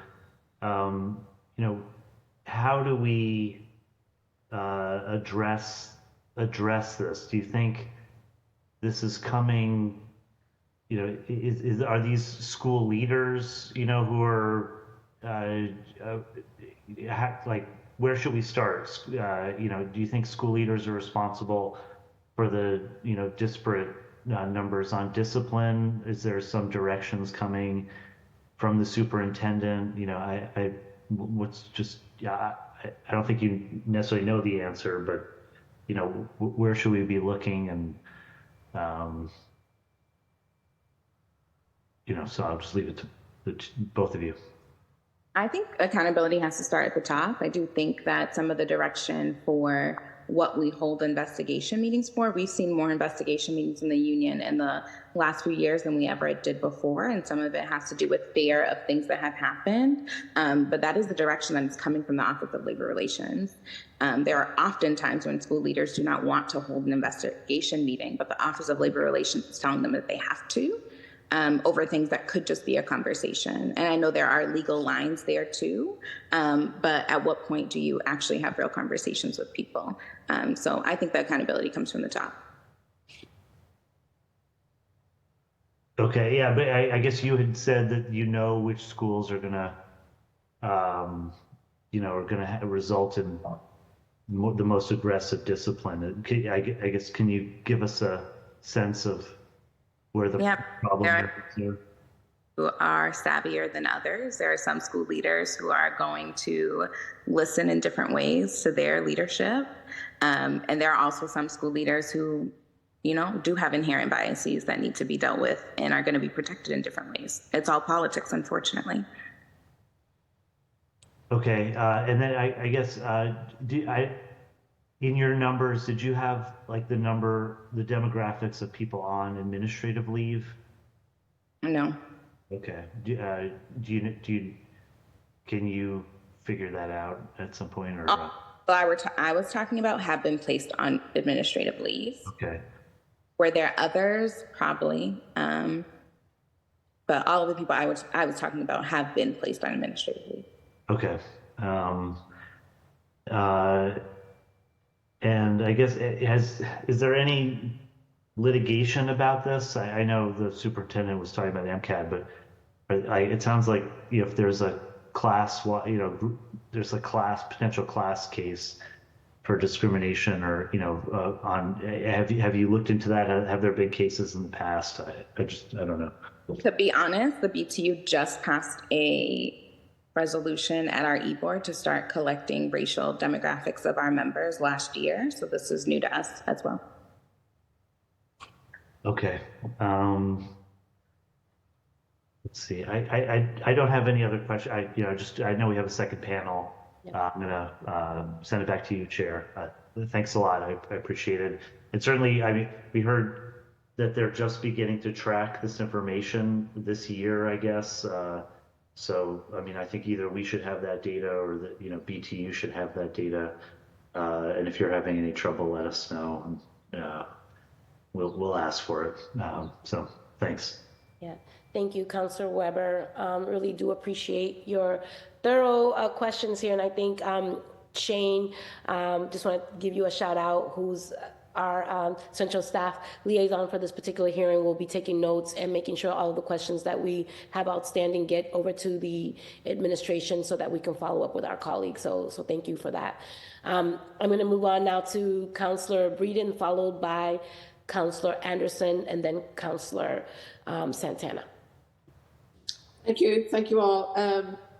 I'd like to dive into a question about the Office of Equity a little more. It's a little concerning to hear that the office and the organisation where you go with a complaint about discrimination is not listening or turning a deaf ear. Can you either one of you or both speak to that issue about what the issues are with the Office of Equity? Well, I think that the investigations are reflective of the lack of clear policies on how to address these issues. So if the Office of Equity doesn't see a flaming, clear, specific phrase within a policy that denotes that there is discrimination, because of that, they'll say, well, there is insufficient evidence. So it is a practice of looking at incidents. I just spoke with a teacher who had a problem. For example, a black male teacher is at a meeting with the Office of Special Education and is routinely shut down, is one of the individuals who has the highest level of compliance, 100% compliance, and is at a professional staff development meeting and is raising his hand repeatedly and is shut down, not allowed to ask a question, and is not engaged, but also in front of his colleagues is humiliated and told that he's not allowed to ask a question. And so we have a repeated pattern of this. This individual made a complaint to the Office of Equity, and we know that in these meetings, the particular person that runs the meetings has this pattern of shutting down Black voices. Everyone knows it. The complaint was looked at, very quickly dismissed with insufficient evidence, even though there is a repeated pattern with the leader, the staff leader, two white staff leaders who shut down Black voices. And so when the complaints are made, there's no movement.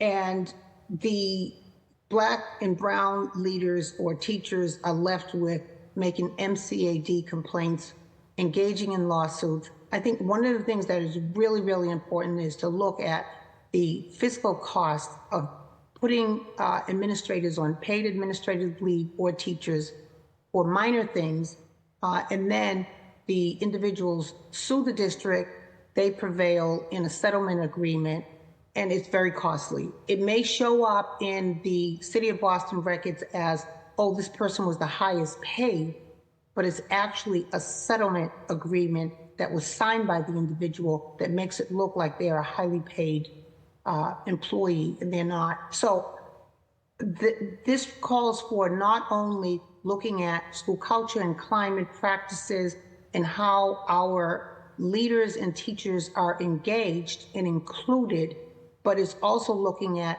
the equity policies that don't have any teeth in it. Now, I would argue that the statements in the equity policies currently are not even being honored. And a lot of these complaints are just dismissed. So it's not an either or, it's a both and. It's looking at the superintendent's circulars around equity and protocols, practices for engaging leaders and teachers, but also looking at how disparately and harshly discipline is applied to Black and brown educators. Thank you. I also think it's important to note that the Office of Equity doesn't make the final decision on what the discipline is or isn't. They decide whether they feel as though there's sufficient evidence or not, and then they transfer it over to either the school leader or the Office of Labor Relations makes the decision. And I don't fully trust that that office has the equity lens to make that decision, or that they always agree with the Office of Equity. Thank you. Madam Chair, am I time up? No, you still have a little bit of time, believe it or not. Oh, believe it or not. I'm also really interested in restorative justice practices, because I think we're trying to practice that in a post, it's really what we need to do if we're serious about anti racism and having restorative practices in place. And it applies to staff as well as you said, Liam, it's important for us to practice it as a staff, but also to apply those practices to our classrooms and our school communities. I'm concerned that we seem to be dismantling that infrastructure that was built up in the series. Yeah. Any comment on that? Madam Chair is waving the clock at me here. Go ahead. You can answer. No, you can answer.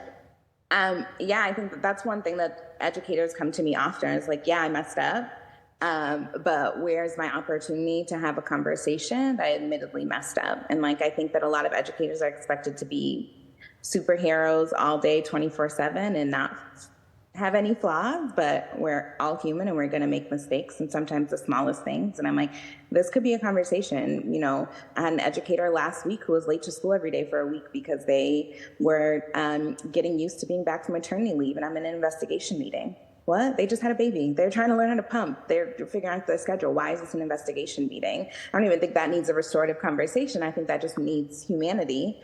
But things like that I'm like, this could really just be a conversation, but we forgot how to do that. And that comes from the top, but we have rules that say you have to sign in every day. So you didn't sign in 5 times. So now OLR is telling you have to run an investigation meeting. It's just silly. Yeah. Thank you. Thank you, Councilor Breeden. And I'm going to move on to Councilor Anderson. But before I do it, Lee, I think you said something earlier in your comments in regards to how we interact with systems. And oftentimes it does feel a bit punitive, right? The tone and we're always being tone police, basically, right? People of color in particular, no matter how we show up in this world, there's always an issue with that. So I really think that there's a lot to be said in terms of how we continue to have these conversations, because we're in a different time and the culture needs to start evolving to the reality of the people who are in these spaces, right? We should not have to morphose to fit in we should be able to just be, period, you know? So Councilor Anderson, I'm gonna go to you and then followed by Councilor Santana, and then we're gonna transition. Councilor Anderson, you now have the floor. Thank you, Madam Chair. My limbs are just not as fast in pressing the unmute. Hi, Leah, Edith, thank you so much for your work around this. Very, very, very impressed. And I appreciate you doing the hard work and the heart work. My question is for the folks, obviously, BTU. One of the things that, the hearing order mentions is that 2019 study that found that older and minority teachers experience a higher probability of receiving negative performance evaluation ratings. I'm curious to see if you have seen progress on that in the 5 years since, and whether you have any new data on the subject. We do not have any new data because then we filed a charge and we just lost that case in 2021. I can send it over if that's appropriate. And then I did ask for the racial data, but I asked for it late, but we are looking into that.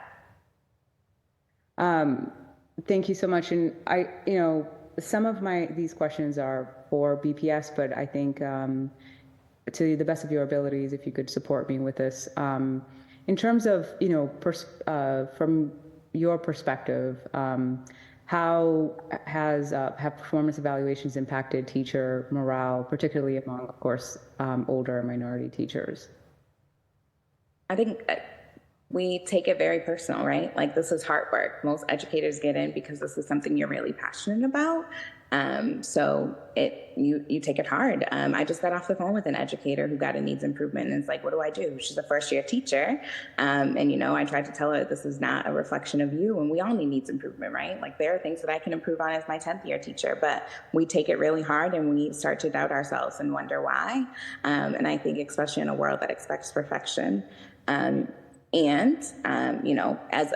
when my third year as a provisional educator, I had received all proficients and exemplary, but then received a needs improvement in professional practice because I sent an email that my principal did not think was professional. And so I got a needs improvement, almost had to leave the district. But the union and fought for me and so forth, but things like that actually do not mean anything about how I interact with students. And I see things like that often where educators, and particularly educators of color, will have a proficient evaluation in meeting the curriculum and standards and teaching all students, but then we'll have a needs improvement in professional practice. And that to me just screams biases.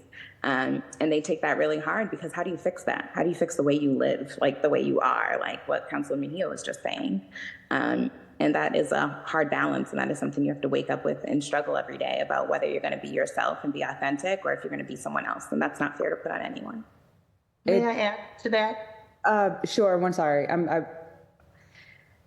Councilor Mejia, how much time do I have left? With this 5 minutes.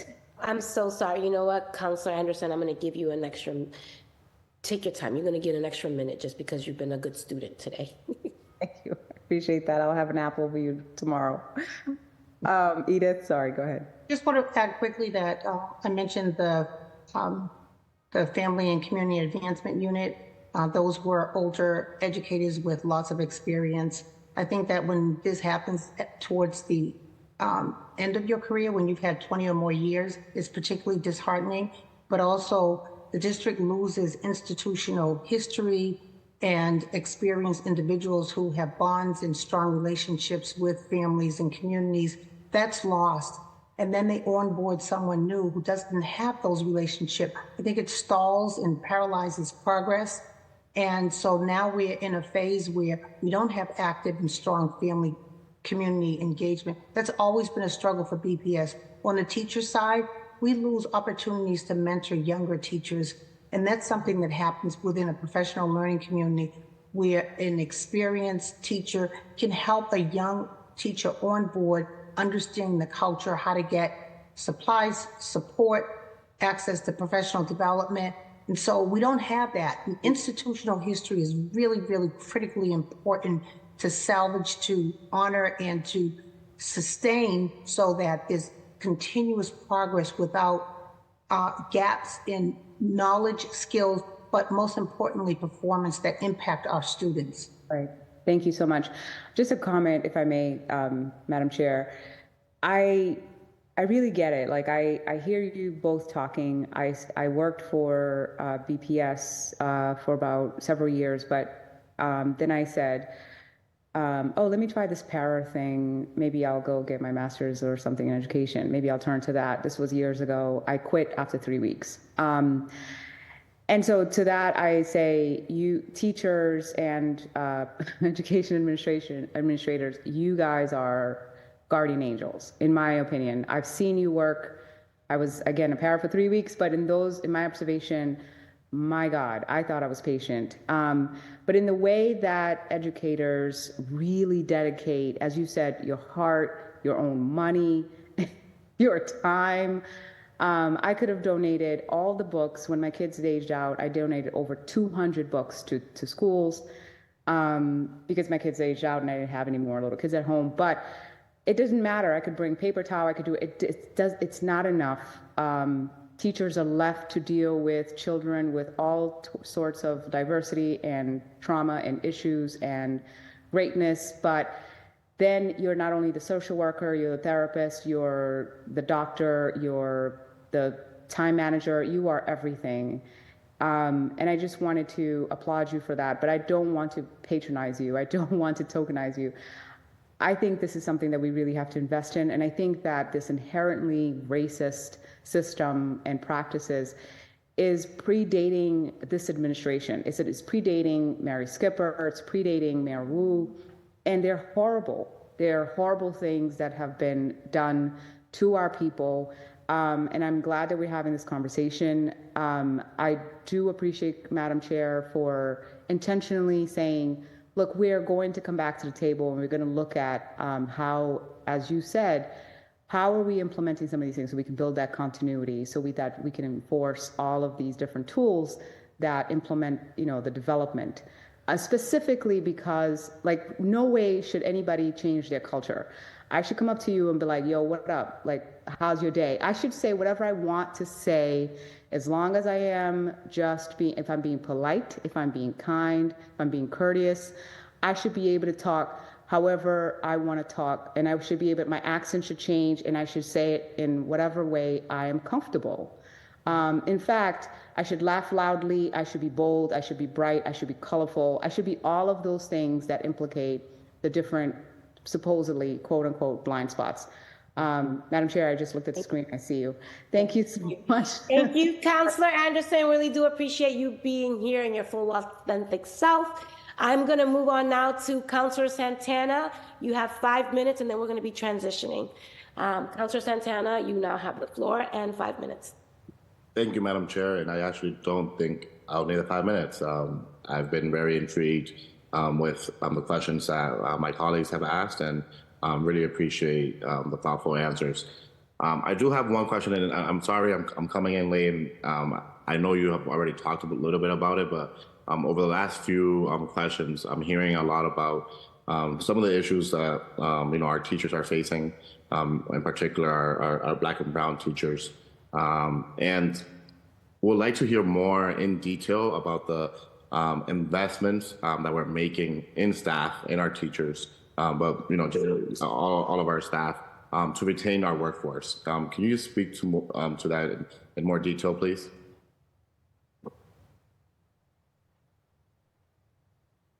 I'd like to say at one time BPS had new teacher developers. There was an effort to hire 9 equity coaches.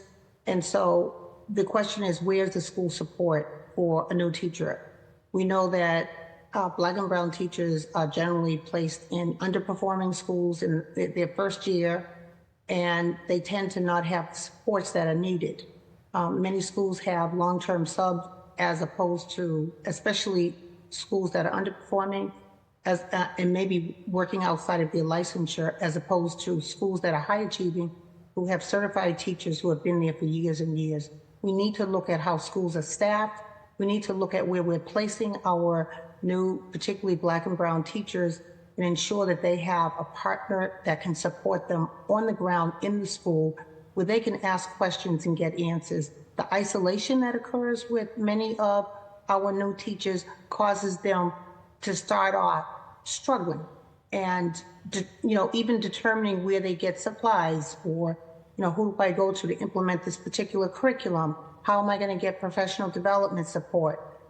Yes, we talked about teachers spending money for materials, and there could be another way to get these resources. And so we really need to look at teachers at the beginning of their career, how they're supported. And if the first time you are faced with a performance evaluation, but you haven't had coaching, you haven't had mentoring, you haven't had professional development, it's hard. And we're not retaining our our Black teachers, teachers of color. And so this really has to do with best practices in terms of honoring the dignity of our teachers and equitably, and ensuring that they're sustained, but also having a welcoming environment. Is also, how do we retain our teachers? Our retention data is more troubling than the hiring, because teachers are either exiting because of the frustration of not having their issues addressed in a proactive way.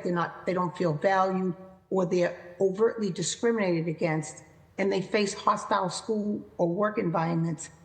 So we need to look at that. But then we also need, for lack of a better word, the pettiness of addressing issues like tone. I don't like the way you said that, therefore I'm targeting you.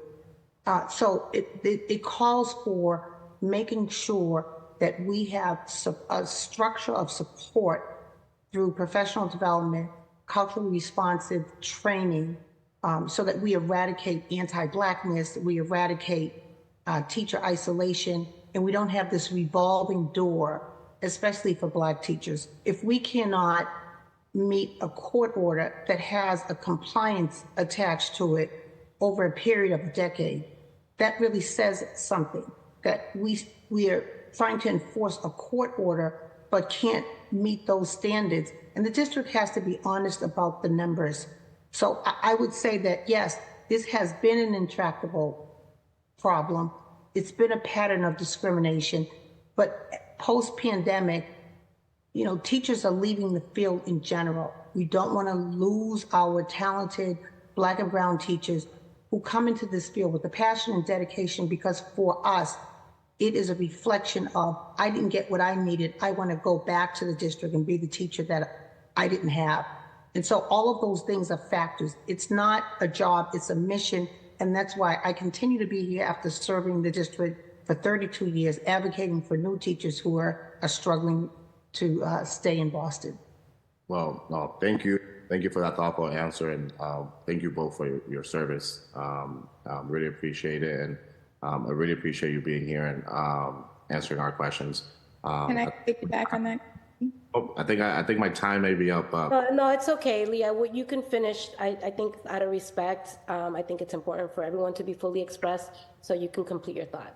Please. Just quickly, I just wanted to say that we put a lot of thought into our contract proposals this year, really making sure that we are proposing things that will help educators of color, because I don't think the district is doing enough. And one of the things we are asking is for more fellows and specialists in the RCD department. One thing we hear often is that our educators are on long wait lists for MTEL support. The NTD department is not staffed enough. A lot of our coaches are overworked and underpaid. Our bilingual psychologists are not funded, even though they do twice the work and have to do tests in 2 different ways. We're asking for funding to maintain our educators who speak multi-languages. So I really do think that we are asking for supports to support our educators in value and MTEL support, even though we don't fully believe in the MTELs. But it's about the district actually putting their supports there, and even for supports for restorative justice. And the district has to be willing to fund those things if they want to retain educators. Thank you, Leah. I really do appreciate you and Councilor Santana, really great questions. I want to just note that we do have a hard stop to transition on to the other panel, but I also want to note for the record, again, that this is just the beginning of the conversation. It is a public hearing. We're going to keep this in committee. We're going to revisit, because I don't want to have a conversation for the sake of having a conversation. I still think that there's so many things that have been left unanswered, and we have an opportunity to work alongside the district to get things on the record, measure that data, and then figure out how we're going to grow. And it shouldn't be once a year when we're having a budget season that we get to see BPS. I think that if we're serious about relationship building, then we have to be in constant relationship with each other and having these difficult conversations. So I just want to thank BPS and our BPS advocates, community leaders, for always showing up and bringing the truth to the space. So thank you for your active participation.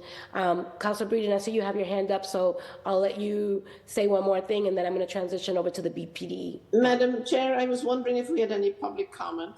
We do have public comment. I'm not sure how many we have signed up for BPS, but I am willing to take a few BPS public testimony. I see Jordan, if you are here for a BPS public testimony, you have 2 minutes for your public testimony. And I see Jordan Clark and Erica. So let's upgrade Erica and Jordan to panelists, and we'll each give you 2 minutes. And if there are any other BPS, I need to see Nicolasa. So those three we'll do, and then we'll transition over to BPD. Thank you for that flag, Councilor Breeden. I appreciate it. Okay, so Jordan, you have the floor and 2 minutes, then followed by Erica. All right, so I'll speak very quickly. Hi, Jordan E. Clark, he, him, his pronouns. I'm an AI ethicist and data scientist who's currently recently finished a project at MIT aimed at reducing the racial wealth gap in Boston using educational archive data. I'm here today to speak on behalf of myself as a disabled gay Black cis man and a former Boston Public Schools teacher with over 5 years of experience. I was terminated from a role that I loved as an equity and accountability program manager in the Office of Multilingual and Multicultural Education. As a City of Boston employee diagnosed with PTSD, post-traumatic stress disorder due to chronic childhood trauma and generational poverty, I felt compelled to share my story. I rely on a trained service dog who provides tactile stimulation when major life functions such as sleep are affected by my disability. I hope I can have additional time, as this is just the preface, to address the topic at hand. I have personally experienced bias in promotional opportunities and was retaliated against for seeking reasonable accommodations. Respectfully, I disagree with Superintendent Skipper on the climate of BPS. As a Black man, I cannot believe what you say because I see what you do, or rather don't do, and I can attest to the hostile and toxic climate within Boston Public Schools. Despite informing several deputy chiefs, including Chief Canty, who was here, and Superintendent Skipper, about the consequences of disparate treatment my mental health suffered, I experienced reoccurring nightmares where I was a slave on the BPS plantation. My director retaliated against me, placing me on forced administrative leave. Sounds like a pattern. When I attempted to return, Chief Canty's Office of Human Capital denied my licensed mental health practitioner as a treating physician but has yet to produce any document defining a treating physician, despite the Office of Equity designating that same individual as a treating physician for their office. I've yet to receive any written policy substantiating the disparate treatment of me. I'm almost done, I promise. The lack of clear policies across departments exemplifies a system not designed to be inclusive of intersecting marginalized identities. I was illegally terminated while in the midst of an ADA interactive process that lasted over 44 days, during which they did not act in good faith. I was denied access to reasonable workplace accommodations, including the relocation of my seat by my director. Moreover, the lack of policies, sorry, I get emotional, for employees with service animals resulted in dangerous allegations about my service dog growling and barking at a colleague. This bias triggered my disability, leading to my immediate removal and denial of workplace access without an investigation. As a result, I was forced to knowingly violate the ADA law and provide personal medical information at their demand. The absence of policies led to this unfair and potentially illegal treatment, making me believe that there were no measures to address my concerns. And I'll just end with the Office of Equity literally said that restorative justice was an option and that I was not allowed, that the claim against me was anonymous and that they were unable to see how this could affect my ability to show up physically in the office. And that's why I was fired, because I refused to go into the office where I did not feel safe. And so I end with thank you very much for Councilor Mia for creating the space for me. I'm just very grateful for it. because I do believe that we can and should be doing better for our students. And I will seek legal counsel or legal action, not because I want money, but because I want to be made whole. And I believe that my story can be a lesson for others that and ultimately benefit the students, which is why we do the work we do. So thank you again so much for this space. And I do hope that I look forward to you holding like the second one, and I will be there to listen and play my part. Thank you, Jordan. Thank you. And I know that we are under these constraints and timers, and we're operating under a very different culture in terms of even having these hearings, but I want you to know that we see you, we affirm you, and it is important for us to feel whole in every space that we're in. So thank you for your vulnerability. Thank you for sharing so much of yourself with us, and know that this is not just a conversation for the sake of a conversation. This is really about us really figuring how we can repair this harm so other folks don't have to go through this. So thank you.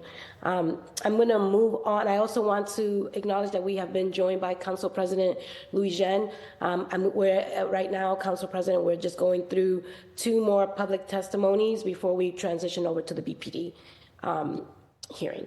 So we're going to go next to Erica. You have 2 minutes and the floor. And I promise y'all that we're going to get through this hearing.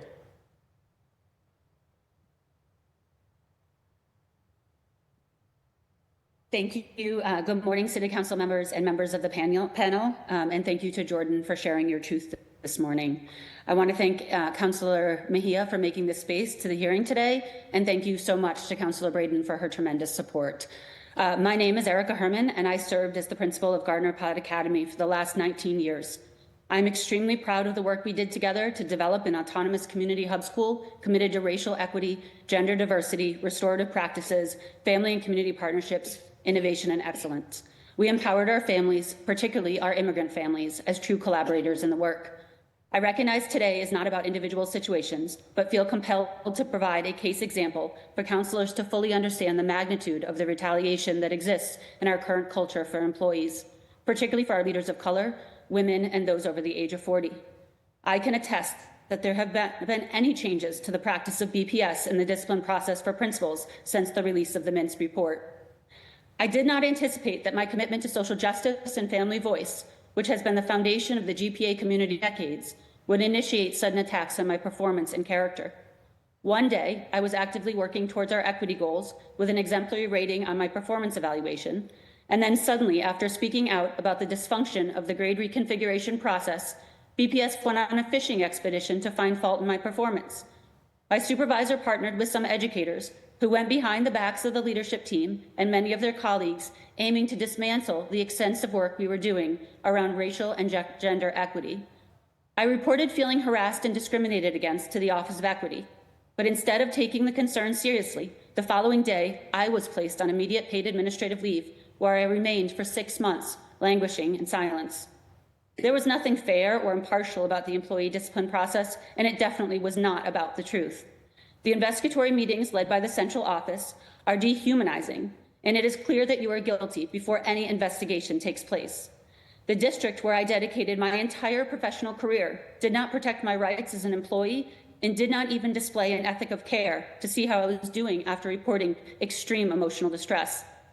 BPS has gone to great lengths to tarnish my reputation and to personally try to destroy me.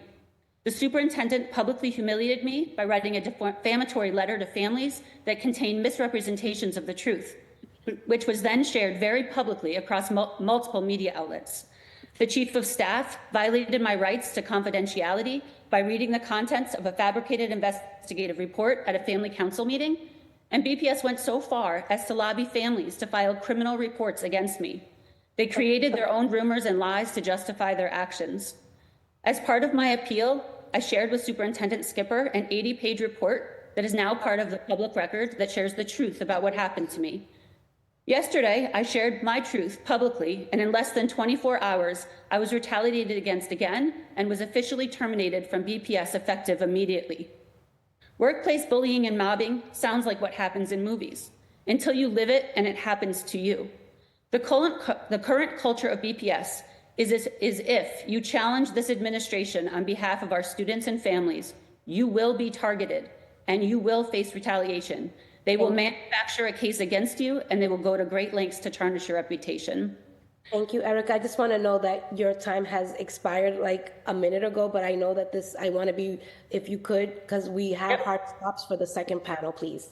Yep, I just want to close with the one question that was asked about the abusive practices of paid administrative leave, and talking about the cost of employees on paid leave went from 1.2 million in 2019 to 2.7 million in 2022, according to data obtained from legal advisor Lisa Mackey.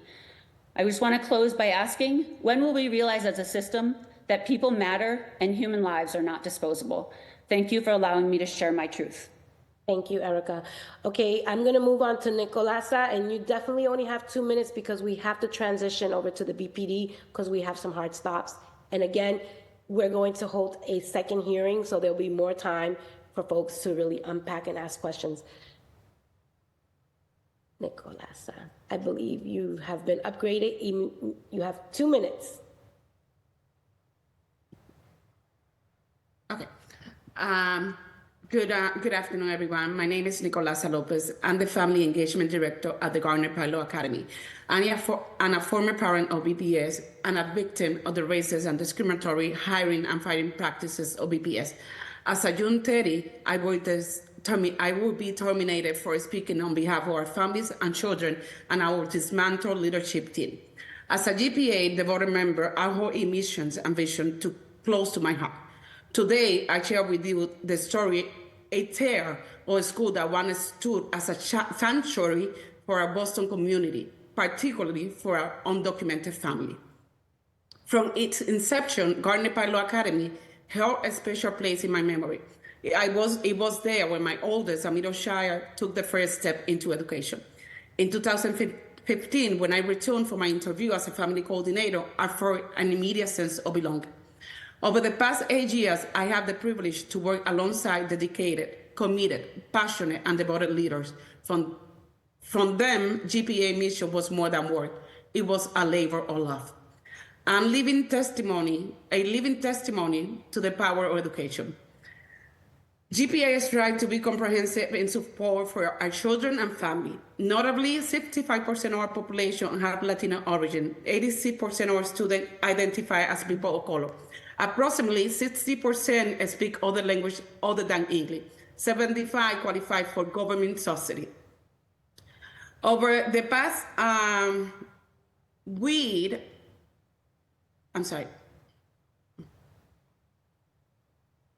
equity and justice were the driving force behind our initiative, collaborating with over 30 partners to provide essential services for students and family.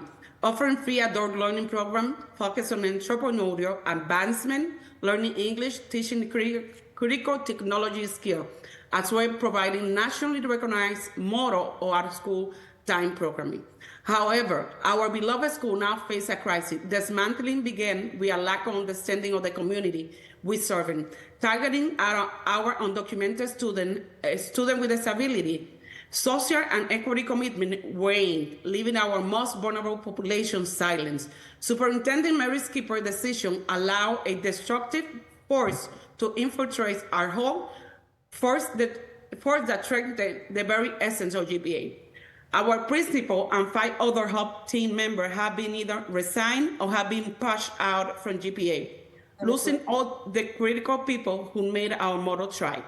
BPA hijacked our governing board, where partners and family have been silenced. They bypassed the entire principal hiding process, ignoring all our bylaw and district policy. The restorative approach of misconduct and partnership with family have been abandoned. Our after-school program, an enrichment lifeline to our most vulnerable students, face a deficit of $230,000.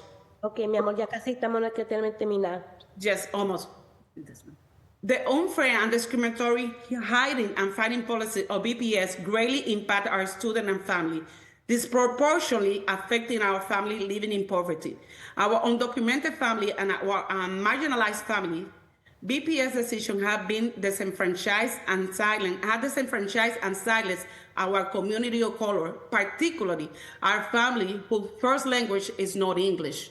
Okay. Even when our community rally on Safe GPA, Superintendent Mary Skipper, Mayor Wood ignore our pleas. Never one visiting GPA in person through the trauma of this year. BPS, one advocate for education, has become an oppressor, a system that disregards community needs and lacks sensitivity to our student narrative. Thank you. Thank you, Nicolasa. I just wanted to acknowledge how difficult it is to hold a hearing when there's so much to unpack, but I want to thank everyone who stayed here throughout the entire BPS process, and you have our commitment that this conversation is not going to end with this public testimony and the testimonies of our panelists this morning. But I do have to, in the interest of transitioning and making sure that we stay as close to time as possible, I'm going to need to transition over to the BPD because this is also an issue that officers, particularly officers of color, are facing as well, particularly around promotional practices. So I'm going to transition. Thank all of our BPS participants here. Thank you. And we're going to begin with, we have Commissioner Cox, who is going to be joining us, and as well as Sophia Hall, who has a hard stop at 12:30. So what I'm going to do is I'm going to start off with I'm not sure if the commissioner is here just yet, so I'm going to start off with Sophia Hall, who is with Lawyers for Civil Rights and has been working in deep partnership with our office and others around these issues. So Sophia, thank you for your grace and your time. I am going to give you 5 minutes and the floor, and I'm going to create some space for my colleagues to ask questions so that we can make sure that we can honor our time with you. And hopefully Commissioner Cox is on his way, or someone can flag if he's here so that I can know. Okay, Sophia, you now have 5 minutes and the floor. Now.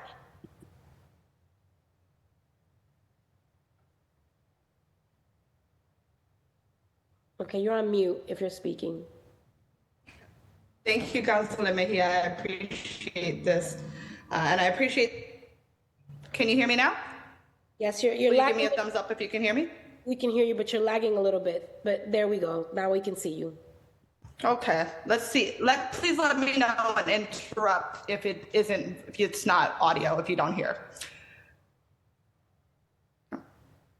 Okay, I just wanted to say thank you for the time and the floor. I understand that this is a longstanding issue and that I have friends and colleagues who have experienced this personally who will speak to the more direct issues related to the current promotional process at BPD. But I think it's critical that we do a bit of stage setting first, and I hope that my background and experience allows me to do that for my friends and colleagues today.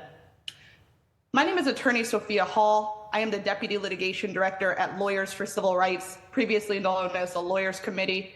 We're a 55-year-old legal organization that provides free legal representation to people of color and immigrants who experience discrimination.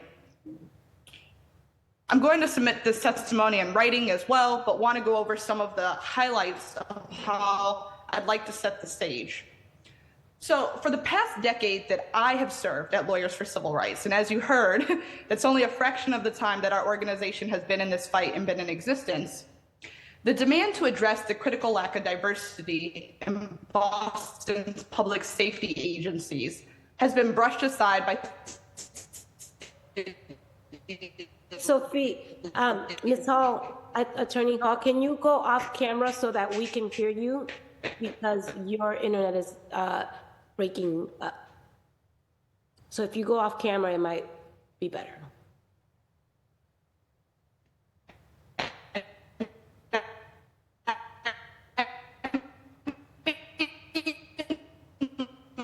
No. Attorney Hall, there we have lost our attorney. Thank goodness we have 2 more on deck, though, just in case. But while I think we have lost Ms. Hall.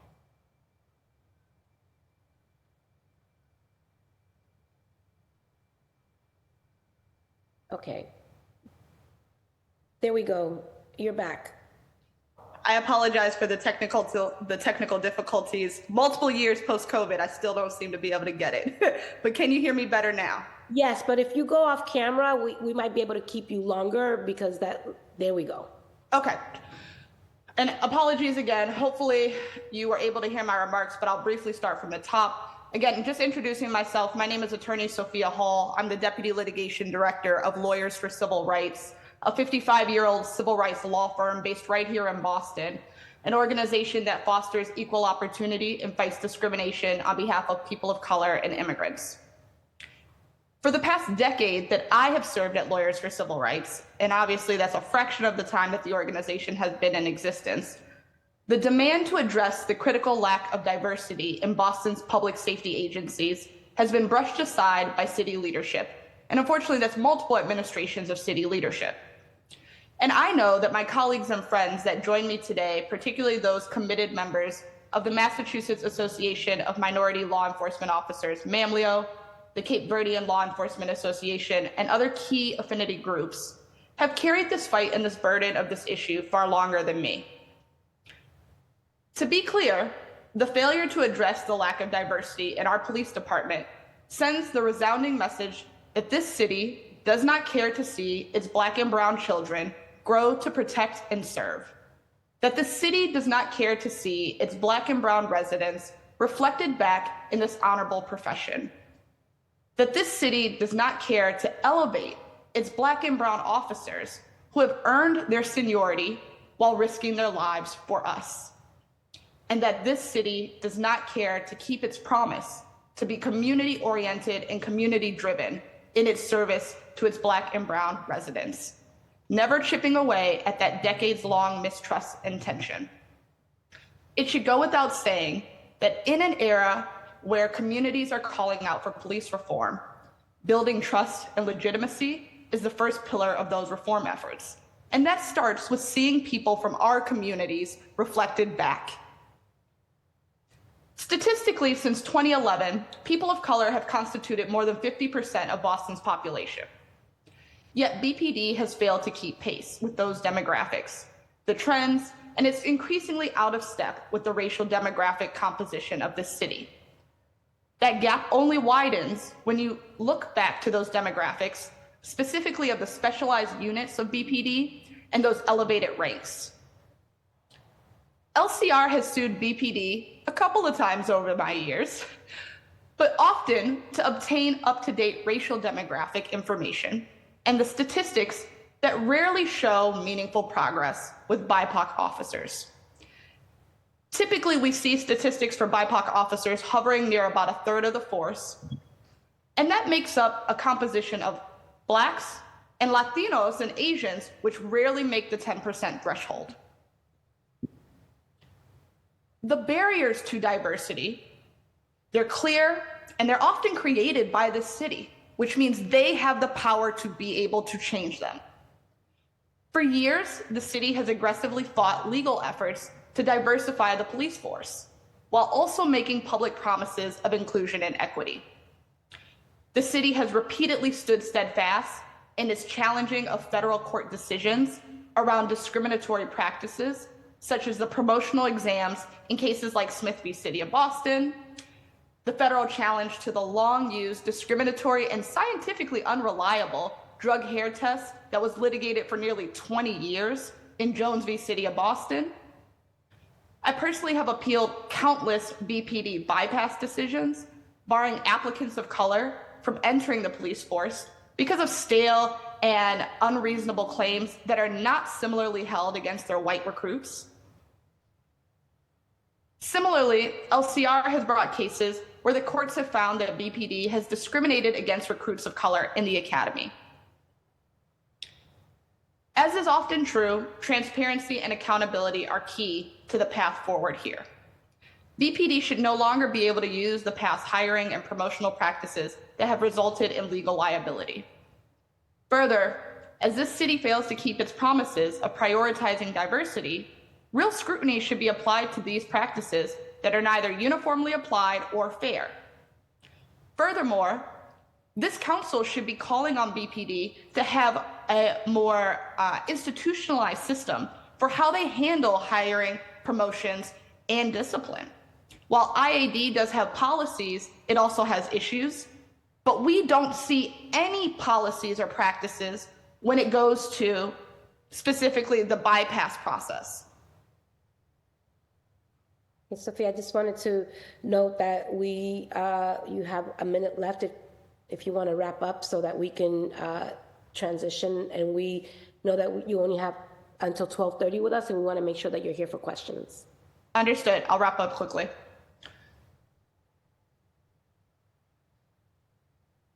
Okay. Further, as this city fails to keep its promises of prioritizing diversity, again, real scrutiny should be applied to these practices, specifically those that are not uniformly applied or fair. How many more years will we be having the conversation about Boston's police department failing to reflect the residents it serves?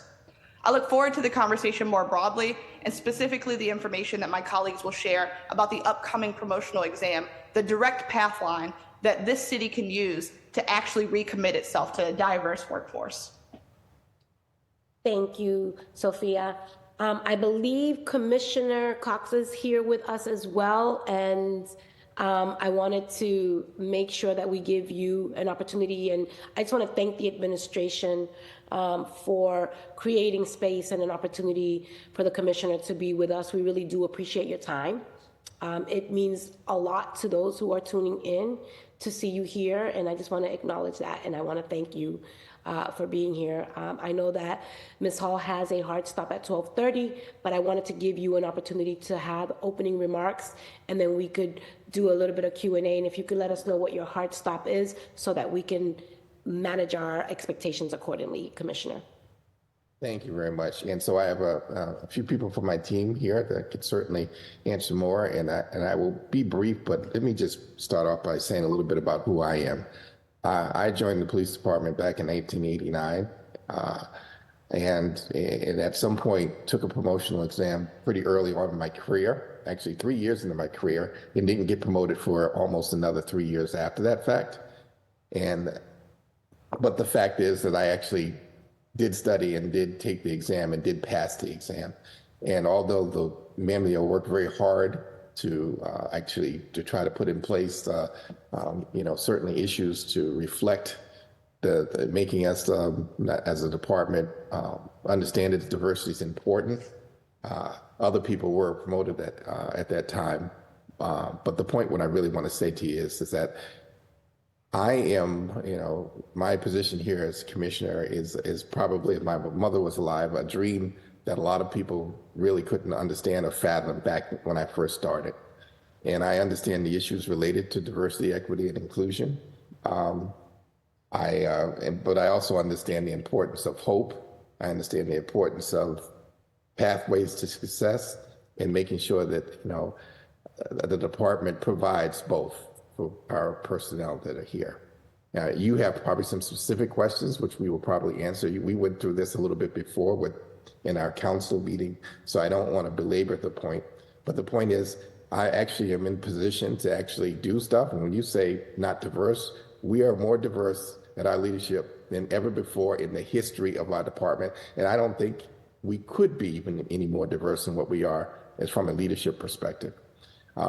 I think the hope of people of color looking out and seeing a diverse command staff and the head of an agency that looks like them, that's actually from the same cities. I grew up in Roxbury, lived in Dorchester for a great period of time. I think that provides a lot of hope and opportunities for people. Our biggest barrier right now in the police department is people's understanding of what we do and the hope we provide and the work that we provide, and that is a noble profession. And the fact is, people don't want to come on our job because people are sometimes trapped in the history of some of the negative history policing has had, not just in Boston, but throughout the world. And so we've moved past some of that stuff, but we have a ways to go, and we're making sure that we change the culture to address all that we need to in this city to make us the best police department in the country. We have strategies to do that, and actually having promotion exams more often is a strategy that we will use, both because we have to through civil service, and more importantly, because we should, because it actually goes for a better police department, more development, pathways, hope, all of the things that we need to make sure that we are both reflective of the society, but more importantly, the people that actually get in these positions understand, the work it needs, they need to do when they get there. So I don't want to, belabor this too long. I do know history is important. So understanding that what the history is always very important. But that being said, we are actually at a point in history where you actually have people in positions of power to actually address multiple layers and strategies to provide hope to the city. And that's exactly what I'm going to do. And so I did want to put that out there and start off with that. Lisa, Brian, did you have anything? Wait a minute there, Commissioner. Don't be trying to facilitate my hearing here, because we got a order here, okay? I apologize. I'm not a Zoom king, so I apologize. I'm just letting you know. I got this. No, but I really do appreciate your time, but I want to just, for the record, have a better understanding. I know that we have you for a limited time, and Lisa, I know that you were signed up to be here with us for the duration of our hearing, but Commissioner, how much time do we have with you in particular?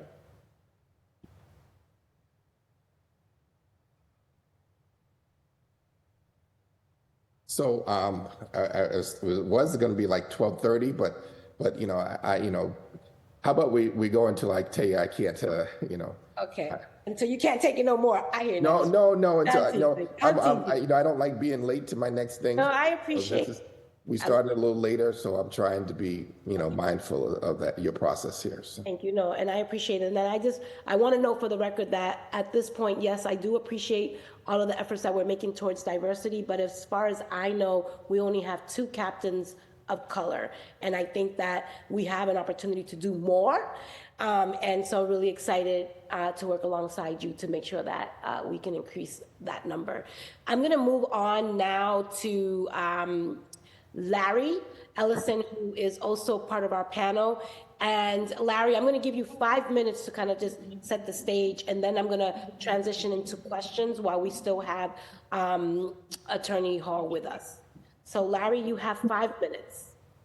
Thank you, Madam Chair, and I won't need the whole 5 minutes. Just to point a Boston historic event, the Boston Marathon. This has been a marathon, not a sprint, and we're nowhere near the finish line. I was here before this council over 9 years ago as president of the Mammalian, and sadly, so has many of my predecessors before me, to address the same matter without much success. Boston has a deep history when it comes to dealing with race. For instance, busing, housing, employment, education are just a few examples. I highlight these because they are important matters in moving Boston forward.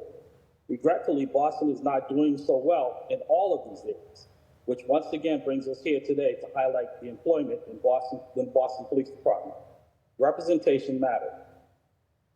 Historically, the only real progress made in hiring, promotions, and fair treatment of officers of color has been through court action under Title VII, going back to the original consent decree of the 70s, which forced BPD to begin to diversify its ranks at the sergeant's level, as well as its hiring of new recruits.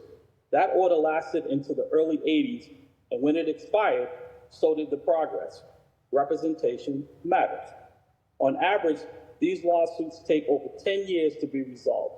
The drug hair test, the unjust terminations, promotion to the rank of lieutenant, and most recently, the $40 million in state court settlement for promotion to sergeant statewide, in which the presiding judge in his decision stated that this discrimination has been taking place for over 50 years. 50 years. Just think about that for a second. When the career span of an average police officer is 32 years. So even though I spent 41 years with the BPD, it started before I got here and it continues to the present day. There is a financial cost to the taxpayers of the city of Boston that is exceeded in the tens of millions of dollars and growing. You have the opportunity to stop supporting taxpayer-funded discrimination, as the courts have affirmed, but more importantly, you took an oath to do so. Today, you can take action to save the taxpayers' money, as well as move the city forward in its actions towards a diverse BPD in the supervisory ranks. One in particular would like to highlight is Sergeant Sarah Dorsey, who currently is eligible to be promoted to the rank of lieutenant, in which there is currently not one Black female in that position in the over 75 lieutenants. I know BPD will tell you when you ask she has an open IAD case that is over 5 years old. And your response should be, why so long with no resolution? And I know why, and I think you do as well. It's an excuse, not a solution. Boston Police were taught their many progress, stating that the last 2 commissioners were color, one, Dennis White, a short period of time, so we can't even put it on him. And the current one, a black. Look how long it took to get here. And even with that, clearly, that is not the solution to this problem. The problems persist, and you have the power to affect change in this body, for you control the purse. I could go on and on with examples. I think it's apparently clear that this will not change without the action of this body. Representation matters. So I leave you with this important question. How much longer are you going to fund at the taxpayer's expense discriminatory practices? You have the power to affect the change. The real question is, do you have the will? I want to thank Representatives, City Councilor Flynn, as well as Councilor Ben Weber, who is now a member of the council, who was part of the lawsuits that were taken against the City of Boston for discriminatory practices, as well as yourself, Councilor Mejia, for your continued effort and time in addressing these. When I first met you, you and I had conversations about this same matter, and here we are again today. And, Commissioner Cox and I grew up down the street from each other, and our paths took and ways. And if we had adhered to the strict guidelines, if folks who are familiar with the St. Clair's report, in which Willie Bennett, a black man, was accused of murdering Charles Stewart's wife and the unborn child. In that matter, the recommendation came out and said that they recommended no one below the rank of lieutenant be promoted to the command staff. At the time, there was only one black sergeant. So we are now continuing with a policy that on its surface would not have allowed Commissioner Cox to be the police commissioner today, because his civil service rank is sergeant. Not that he's not qualified for the job, but there are always policies put in place that put us at a disadvantage, and we must not allow that to continue. And I think the City Council has an obligation and a responsibility to address it today. Thank you for your time. Thank you, Larry. And I want to note for the record that Councilor Weber and I have been talking about some viable solutions in terms of how we can repair, or at least it's a Band-Aid, but at the very least an opportunity for us to put a pause on the test that is slated for September. We're having our budget hearings and our budget discussions now, Commissioner Cox, and so would like to just kind of open it up with that specific question to you in regards to understanding that you have the power right now, and if there was an opportunity for you to do away with the test in September, what would your reaction be to a proposal like that?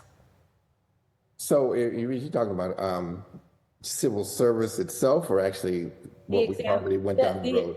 The promotional exam that is slated for September, where right now there is a list of folks that could be promoted without the exam, and the whole idea is to put a pause, and at the very least, I think it costs like $1.8 million to administer that, so we're all looking right now for different spaces and places that we can trim the budget so that we can allocate resources to other things. And we thought that this could be a win-win opportunity here, one, to increase diversity, and also to give some folks an opportunity to move up the ladder, if you will. So if you can react to that would be great. No, thank you for that. And I hear what you're saying. And I guess if you separated this as one small issue, that would seem like a good way to bring common ground. But the reality is that, not only am I leading the department, but there's a strategy involved with what we're doing around culture change and a whole bunch of things. And the fact is that exam is part of the strategy. Giving people the opportunity. One of the things that we're not talking about is that since it's happened, there have, I don't know how many officers, but there's hundreds of officers that are now eligible to take the exam that would not be included in that old previous one. Secondly, I understand history and it's important you learn from it, but the fact is we are at a different day. And the fact is I want officers involved in development in general, in reading things in general. We're asking, I think, additional things around community policing and some other aspects of what we want people to actually do in practice today. And the exam process is one way that you actually get people and an entire department to be back and focused on what we're trying to do. So my job here is actually to lead a department and to not just focus on one area. This exam is part of a bigger strategy of what we're trying to do, to both develop our people that are on the job, to show them a pathway of which, this is not only a job, but a career for multiple people, and other multiple things that we're trying to do and that people don't always understand. So it is not as simple as it sounds, but the fact is that providing this exam goes a long way towards the strategy which we're trying to address culture within our entire police department.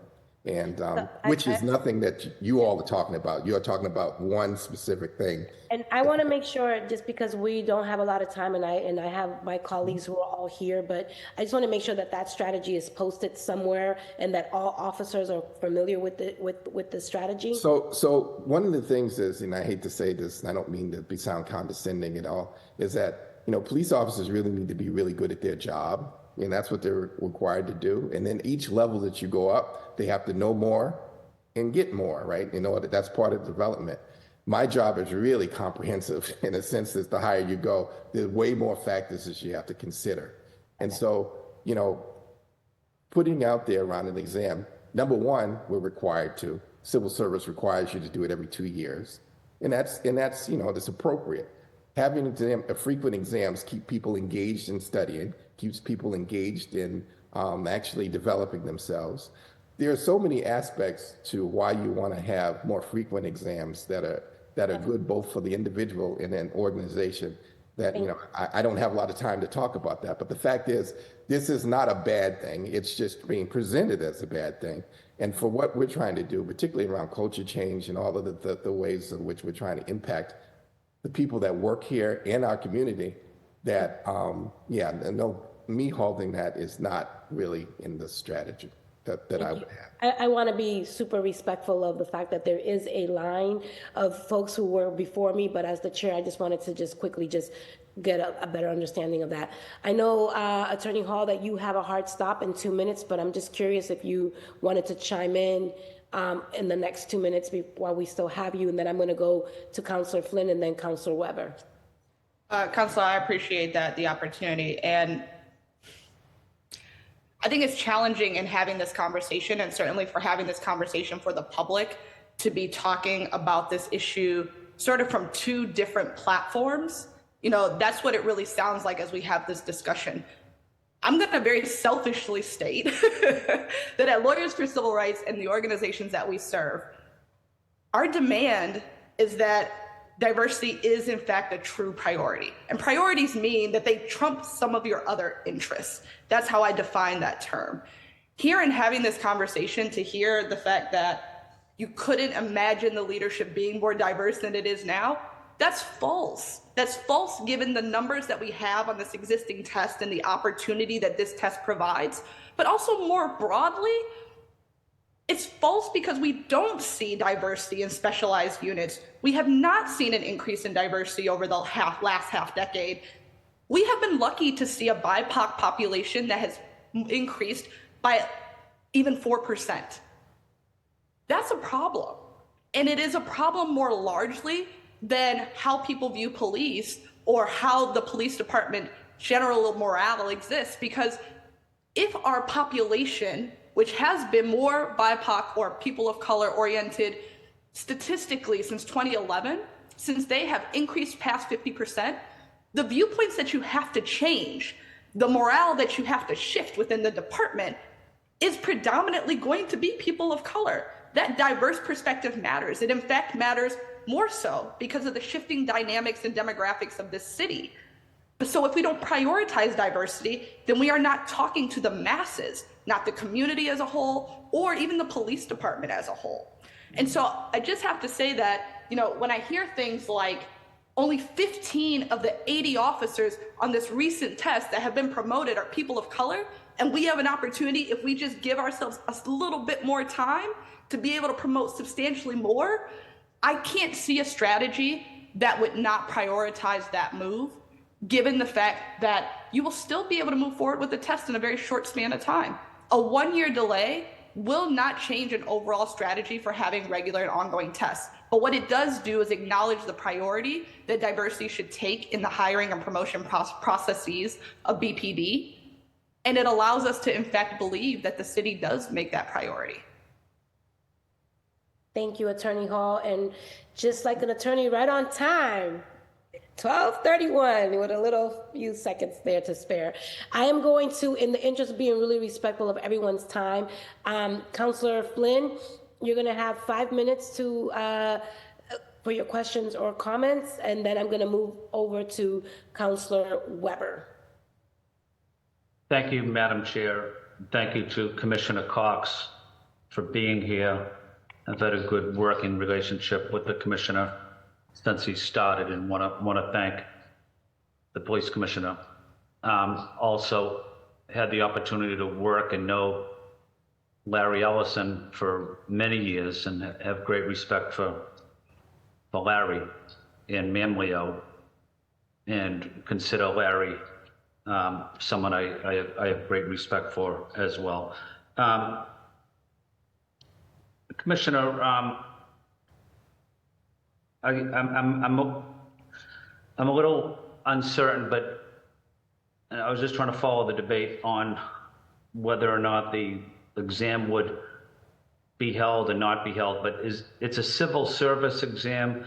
Is that administered? Is that managed, organized by the State Human Resources Department? So I believe we're doing it. Lisa, could you explain a little bit more to the City Council? The City of Boston, or the Boston Police Department, is administering the exam. We have a delegation agreement with the civil service allowing us to administer our own civil service exam, which we received early on in January. We received approval to host our own exam rather than take part of the civil service exam that's offered through the state. Okay. So I just want to be certain on what the law is, or what the rule is. Is the city required to have the exam, or does the city have the flexibility to have the exam or not to have the exam? Well, when we issue a certified list, the list is good for 2 years per civil service law. At the end of the 2 years, the many times we've asked for approval to extend our certification beyond the 2-year limit. This year, when we did ask to extend the year beyond the 2-year limit, Civil Service did ask us for a commitment to have another exam rather than wait more than, well, actually it's now 4 years since we've had the last Civil Service exam, or promotional exam, which was hosted in August of 2020. Okay.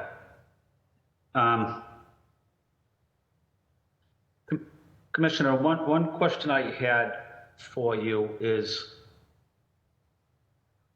when you pick someone for your command staff that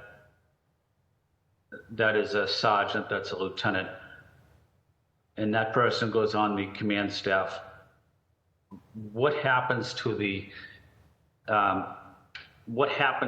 number of lieutenants or sergeants that are currently in the department? Is that decreased by one because a sergeant is now on the command staff, or a lieutenant is now on the command staff, therefore that person's not counted towards the numbers?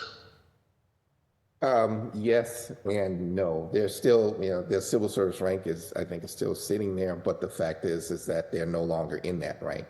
So, if you were a civil service captain and you promoted, and you're a person of color, you would no longer be reflected in our numbers as far as that position.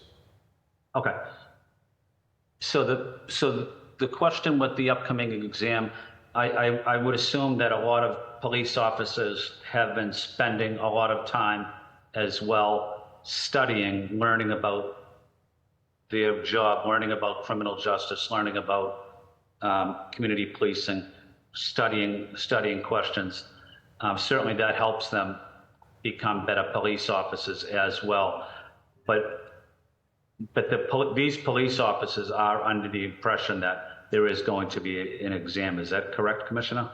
They are, and I believe they've already purchased all the books, which is, I'm not sure the cost, but there's a cost, associated with it. Yes.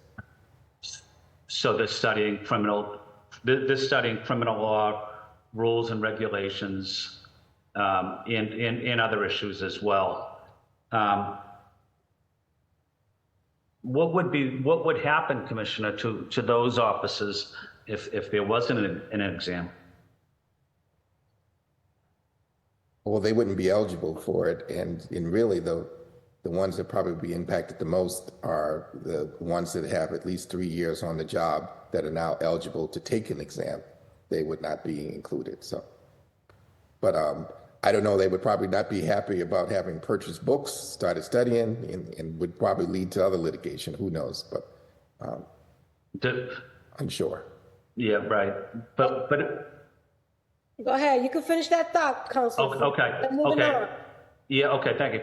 I also wanted to acknowledge maybe he's testifying down the road a little bit, but a police officer, a decorated police officer who I know is testifying is Eric Schmidt as well. But Commissioner, my question is, if the exam didn't take place, Commissioner, and then say it took place a year later, does that impact people's projected advancement in terms of making it more difficult for that particular person to advance to the next rank because of they skipped the exam, and now therefore there's more people that are in the next testing cycle? I'm just trying to gather all the information on this. There is an opportunity, certainly, for our more recent promotees to actually take this exam and actually be promoted even faster if we give an exam right now versus waiting. Okay, Councilor Flynn, I'm sorry, but in the interest of making sure that we're respecting our colleagues, I just want to make sure that we get our questions in. And I want to just note for the record before we move on here is, Ms. O'Brien, if you don't mind, I'd like to submit for a formal request for any type of communication or document between the civil service and for the BPD to commit that the BPD will host an exam, if you have any communication around any of those commitments. And from what I understand, people have potentially purchased books, but they have not paid for or registered for the exam. So I just want to make sure that we can be clear on that. And then I'm trying to understand and follow this situation. I believe that there's never been a 2-year rule around exams. Sometimes there's been 4+ years. So if you could just provide some clarity around that, and how many times have you extended? And then lastly, and then I'm going to move on to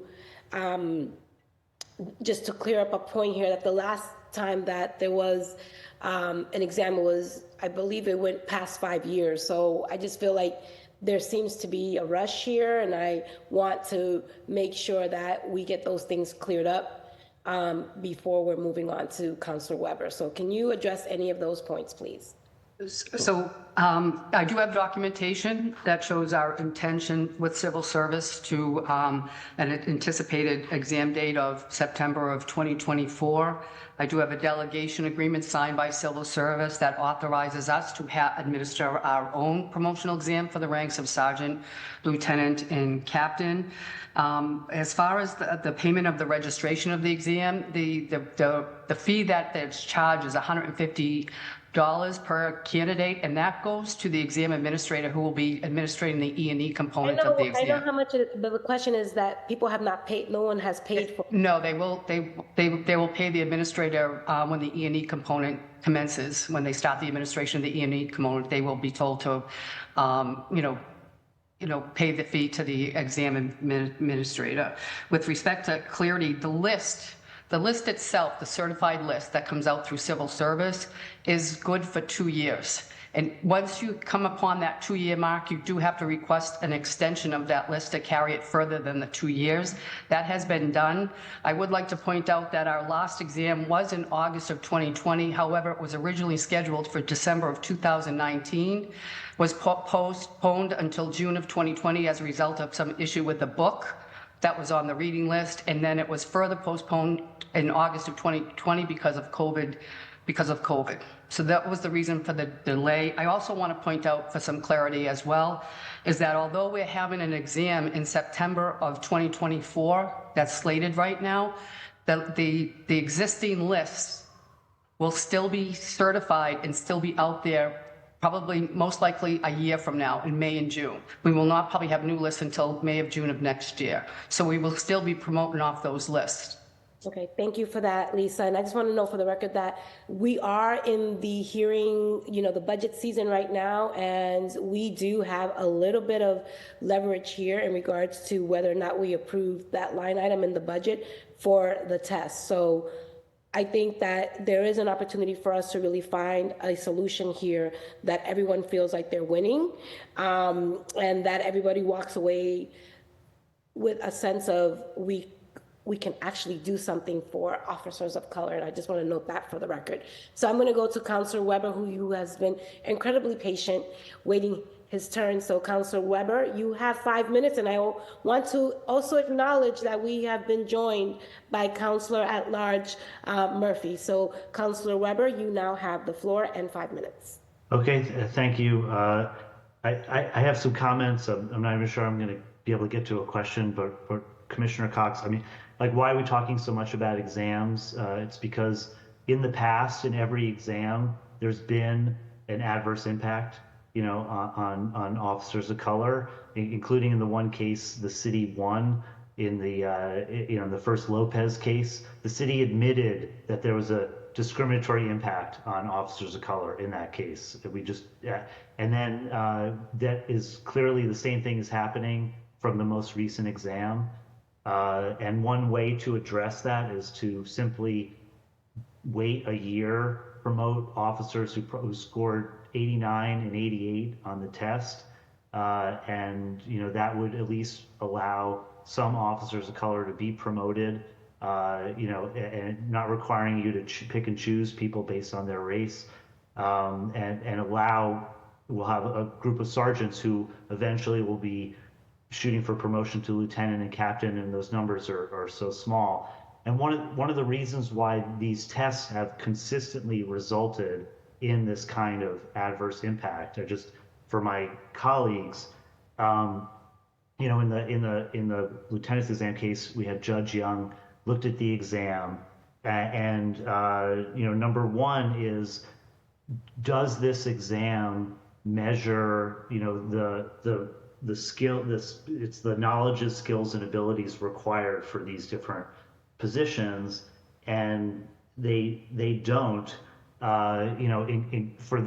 because while the written test may measure some knowledge, it measures none of the skills and abilities required. You need oral communication skills, this kind of thing, and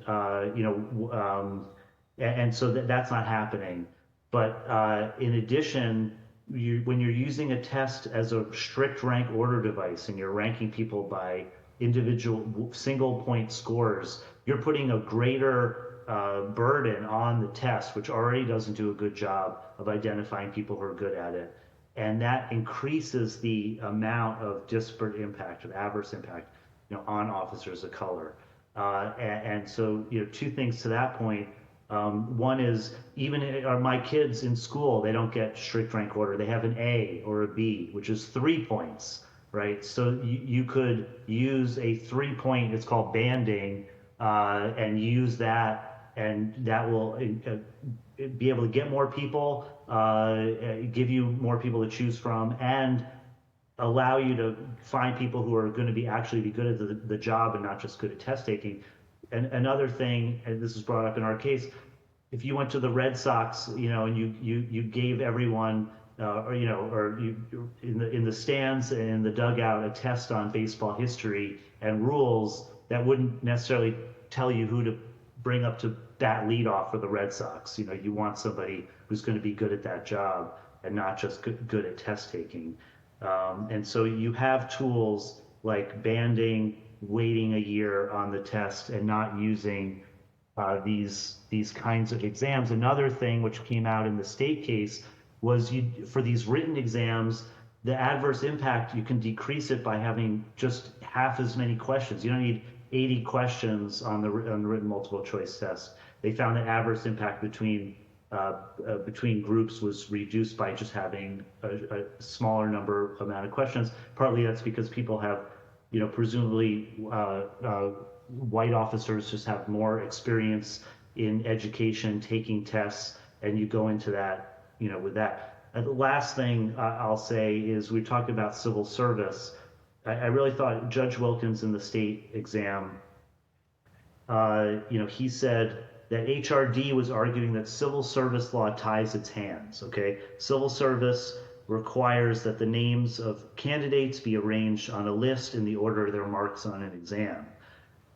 Wilkins said this doesn't require a written multiple choice test. For one thing, an examination may be oral, written, or a combination of the two. It may occur in multiple choice test or in another standard assessment methodology that's recognized by the experts that the city has used, assessment centers, inboxes, mock press conferences. Moreover, a mark does not need to be a specific number on the test. It could be the equivalent of an academic letter grade, which bands groups of numerical scores into a single grade. So you're not bound by civil service to I know Commissioner Bill Evans said he was an 80-20 guy. You know, you don't have to be bound by the consistent practice in BPD to use these types of exams for promotions. It's shown, and it's shown right now in the test we're using, that you've got adverse impact. There's no dispute. You saw the letter from, you know, Licton Liz Reardon. The numbers are clear. The BPD is going to have to justify that, whether they can do that or not. That's another thing. So, you know, I would just say this is an easy way to get to it. The city has gotten permission to extend the time periods between exams by way more. They gave an exam 2008, 2014, 2020. So, you know, those are the last 3 exams. So I think another year to give you 4 years on this list, you know, I'm pretty sure HRD would be welcome to it, especially given the numbers, which, you know, you should pay attention to. Thank you, Chair. Thank you. Thank you. It's always great to have a lawyer in the family, especially one that knows employment law. And I really do appreciate all of your leadership and your hard work in this space. Councilor Weber, you are a trusted voice in this arena. And so I know that those who are tuning in really do appreciate your advocacy. So thank you for breaking it down the way that you did. You going to ask a question? Is there a question there? No, I was just going to I mean, really, you were talking about officers who scored 89 and 88 on the exam. This is, and all the experts agreed the difference in scores is not related to intelligence. And in fact, on these kinds of exams with 1 point to 1 point, it's not related to your ability to perform as a sergeant, lieutenant, as a captain. So I hope you keep those things in mind. Thanks, Chair. No, thank you, Councilor Weber. I'm curious, Commissioner Cox, how many exams have you taken? Actually, I believe I took the one, and then I actually went back to school, undergrad in management, then the MBA, and then a master's in criminal justice, and actually a couple of honorary degrees now. But I've actually done a ton of certificate programs. I actually found that development really was about how you stayed involved in your field and the profession. And so I've got a ton of certificates. I was always actively involved in actually not only police work, but path to success. Yeah. And I think that's something that a lot of people on our job, particularly people of color, don't even understand. And that is one of the reasons why I think it's so important to have an exam to start to to mentor folks on what the path to success is. One of the things that was mentioned about assessment, we are going to have an assessment portion on this exam, similar to what Council Weber was just talking about. And so, and I'm not trying to, be difficult, but you have to understand that strategy and implementing change in culture is not easy. And when I say it's part of what I'm doing here, this is a part of that. Having a department engaged in the exam, having a department engaged in study, and having a department focused on the same issues is really important, and to making sure that we are one department that understands our mission around community policing and professionalism and all that it takes involved. I understand some of the older history, and I've gotten it in the back of my head. Trust me, I know our history in that way, but I also know the importance of the future, and also the importance of hope and all the new generation of officers that are now eligible to take an exam. And I don't want to not include them. I believe in diversity, equity, and inclusion. So I'm not willing to not include a group of people, because this is my opportunity. I don't know what happened prior. I mean, I do know, but I had nothing to do with that. I do have something to do with what goes on today. Yeah. And so it is a part of what it is that I'm trying to do. Yeah, thank you, Commissioner. This is really about your legacy too, right? This is an opportunity to really seize this moment. And, I want to note that I know a lot of police officers who have master's degrees. Some are even doctors. And I think that when we are identifying what leadership looks like, I don't think a test is the only way to determine that. I've seen a lot of police officers who out of their own pockets are doing community service and doing programming. There are a lot of great qualities that we are unable to measure that really demonstrate what it looks like to be in positions of being able to step up the ladder. And I think that this is an opportunity again for us to look at things from different perspectives. And I also believe that, and Lisa, maybe you might know this better than me, but I believe that we have 10 to 12 sergeant detective spots that are still unfilled. We have 18 to 20 sergeant spots that are still unopened. We have 4 lieutenant positions that are open. And when I'm thinking about the budget season in particular, everyone is trying to figure out where can we identify spaces and places, and if we don't have these positions filled, then we have to start thinking about where can we make some adjustments here. And aside from a test, I'm just curious if you could just talk to us about what are your other pathways towards diversifying the leadership. Well, when you say leadership, I think I've already described that at no time in the history of the police department, from the police commissioner to the superintendents. Those are points. I'm talking about like. Let me stop for a second. There are no higher leaders than what I just named. We control the direction and the implementation of policy and everything that goes on within the police department.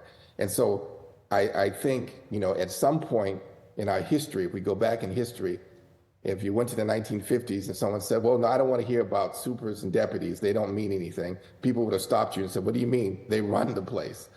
It seems now that there are actually people in color that now we're being diminished to say, no, we have to go down to a lower rank to say, these people need to be that because you don't count. Well, you know what? We do count. The commissioner counts, the superintendent counts, deputies count. They actually are the leadership of our department. Period. Right? And then there's ranks below them, the middle ranks that we need to do a better job in that. But it begins by making sure we get officers at the bottom rank. Mm-hmm. And then we have to get more people taking this exam and actually show them a pathway to how they do it, study, and be successful. I'm trying to, help in the mentoring of helping people understand there's a pathway to this and there's things that you have to do and that it can happen. There's no doubt. Yeah. You're projecting the badness on something that hasn't even happened yet. I have hope and faith in the officers that take that exam. I have hope and faith in their abilities and their actually grit and what it takes to actually, study and promote. I don't have any other hope but for the fact is I know that they care, and when people care and they're passionate, it tends to show up.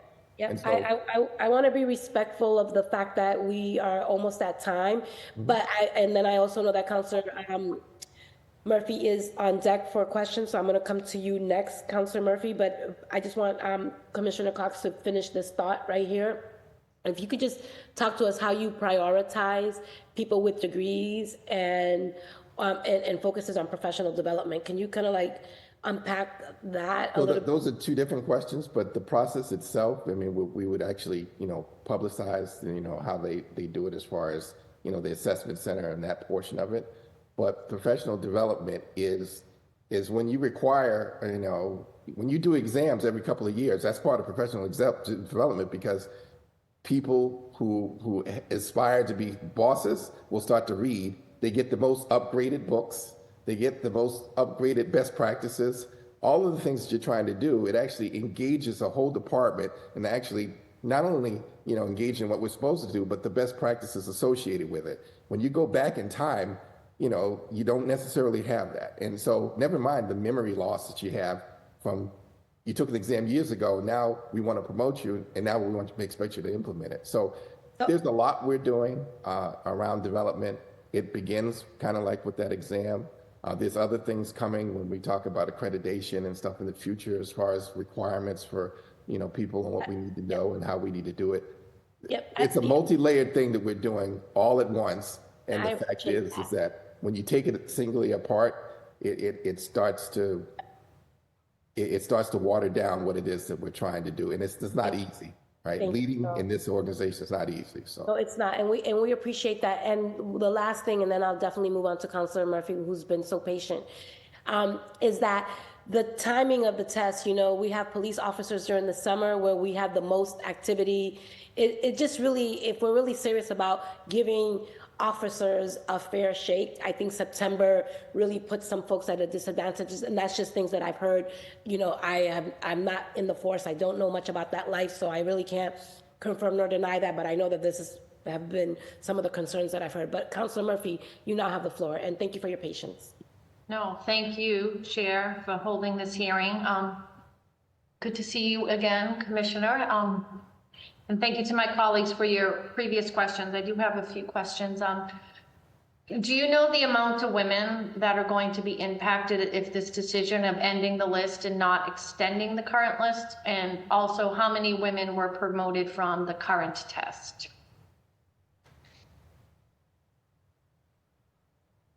So the current one, I think we have, and Lisa O'Brien can correct me if I'm mistaken, we've promoted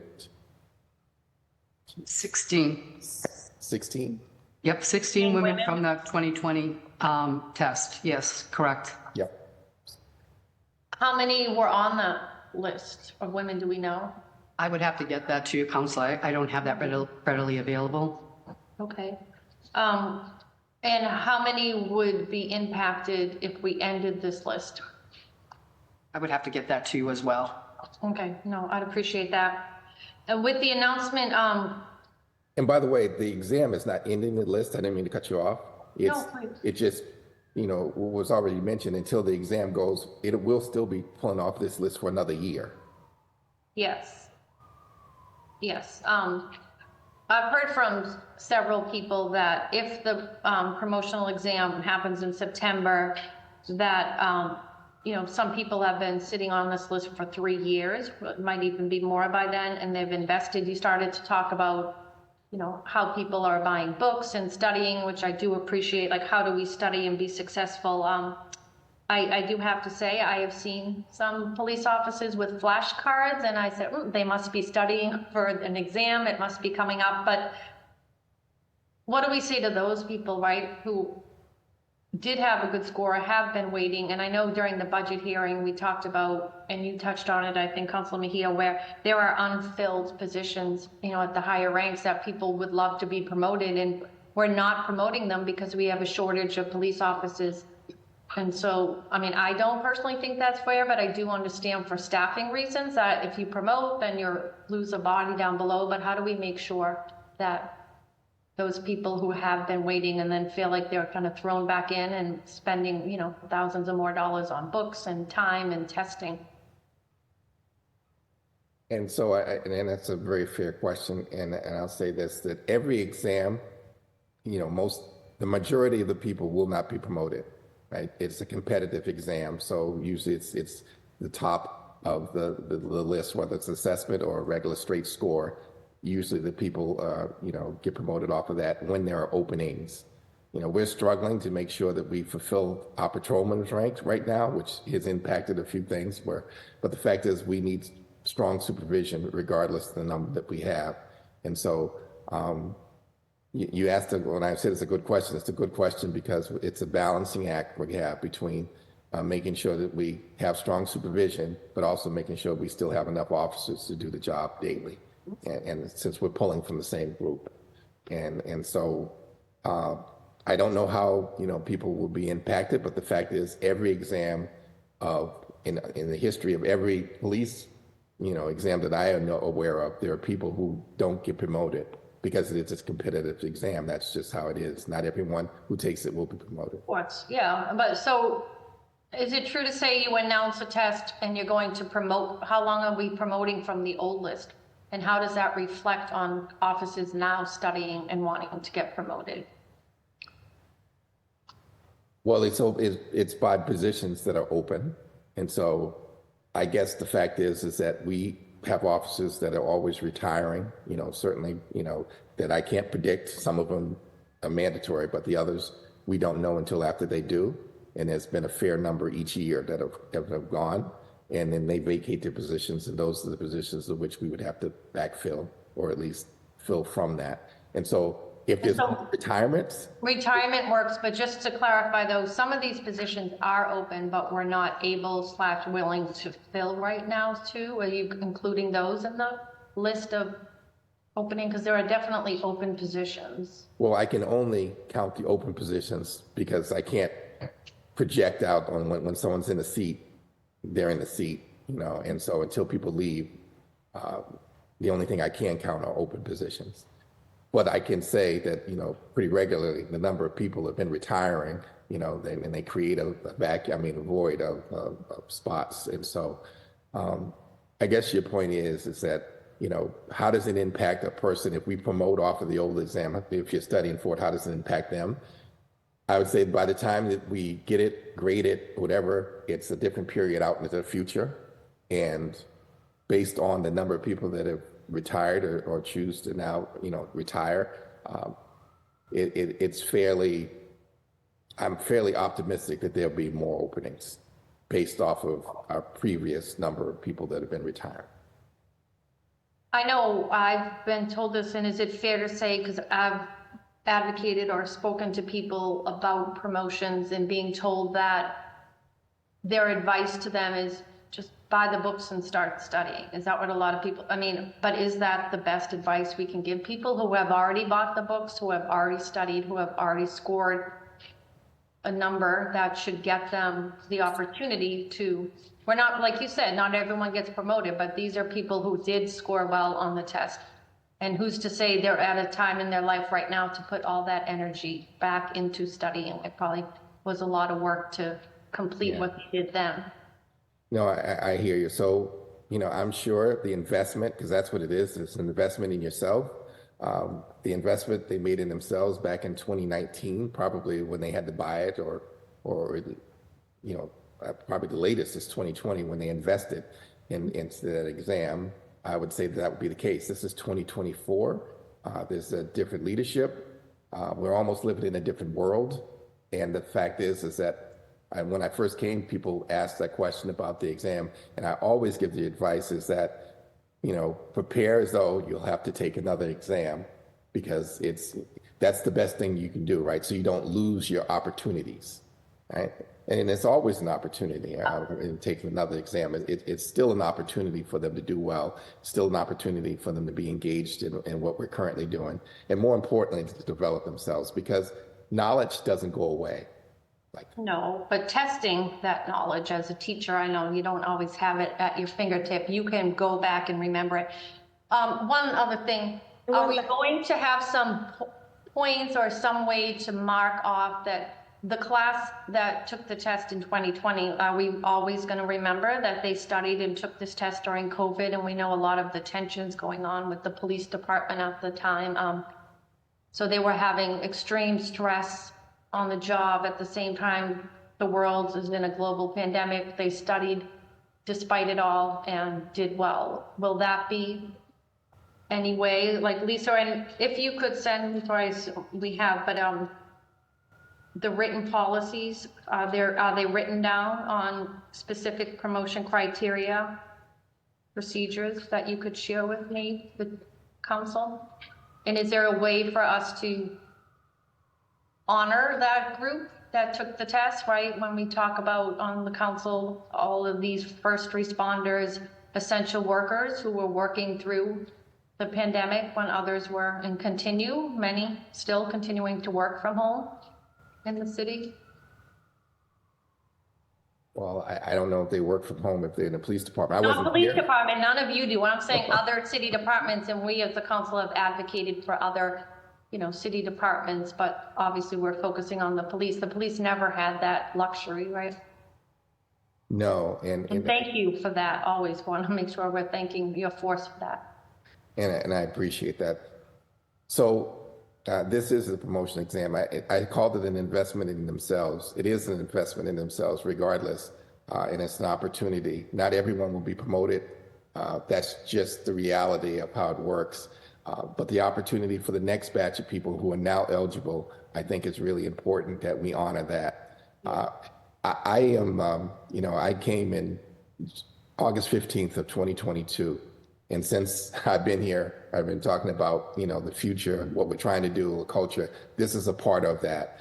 I understand that there was an exam a while ago, but I'm not a history revisionist. I can't undo, what went on then. I think it's important for the officers in here now to have hope, to have expectations, and we've already provided both the expectation there will be an exam, and also told people to, that are still on the old list, provided some hope that we will still be continuing to take people off of that until that new test is given and we're able to pull from that list. So I think we've provided both, and we've done it in a pretty honest way. And so, that's all I can probably say about, about the officers and the expectations around this. Thank you. Thank you. Thank you, Councilor Murphy. I know I gave you extra time just so you can go look through back the tape. And you did. I appreciate you, Councilor Mejia. I do. And I also just want to make sure that, that we are super mindful that we have, some folks that have signed up for public testimony. One of the things that I think about, Commissioner, is that, there have been some folks that have been trained as, I'm just throwing out a month here in February, and none of them have been promoted to date, right? So, and as we know, the numbers show that there are openings and people are still trying to figure out why we haven't promoted them. And I think some of this, and while I understand that the test is definitely a procedural thing, and it's part of like the practice, I think that in the spirit of really trying to figure out how do we come to a compromise in which folks feel like our words match our actions. And for me, I understand how important it is to give people hope, but I think we are at a point in this process here, especially given what I heard Larry talk about 50 years, and here we are still only with 2 captains of color, and it just seems like the longer we delay, the longer we deny people of an opportunity to really achieve their full potential, and people can't see what they can't be what they can't see. And so I just want you to understand kind of where this energy is really coming from as it relates to this work. And there is data, and it's not just historical anecdotes here that we are sharing. And some folks want to know, what will be different about this particular test, and how is there anything different about this test, Lisa, that we don't know about that you can talk about in this time that we have together to help people have a better understanding of the urgency and the why now, and why not wait? Like what's up with this test? It's just that we're trying to follow civil service guidelines, that the list is good for 2 years. We do have an extension and approval for the extension of the list. We had to provide our intention of having a promotional exam this time when we wrote the letter to civil service requesting the extension.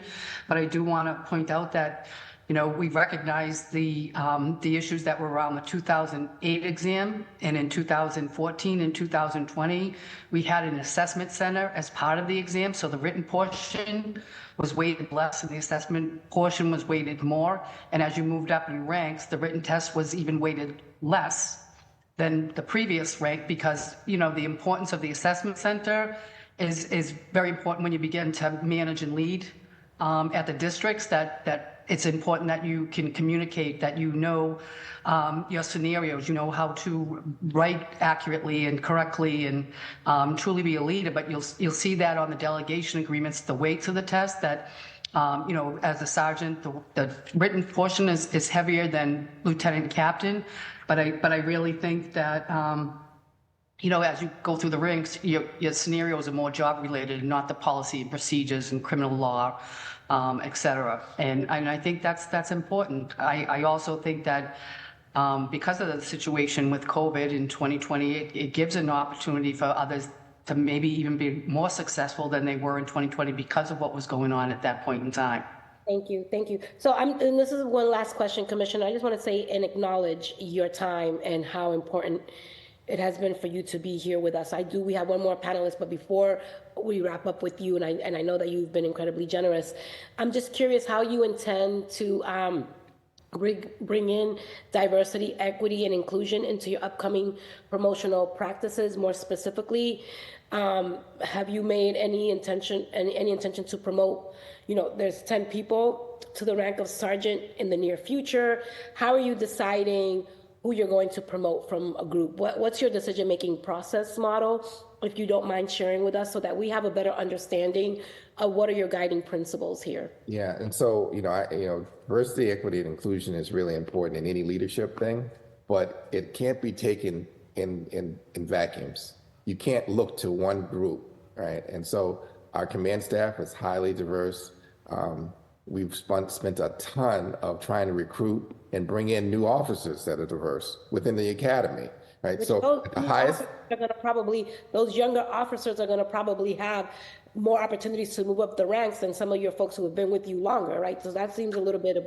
well, if we have exams more frequently, absolutely.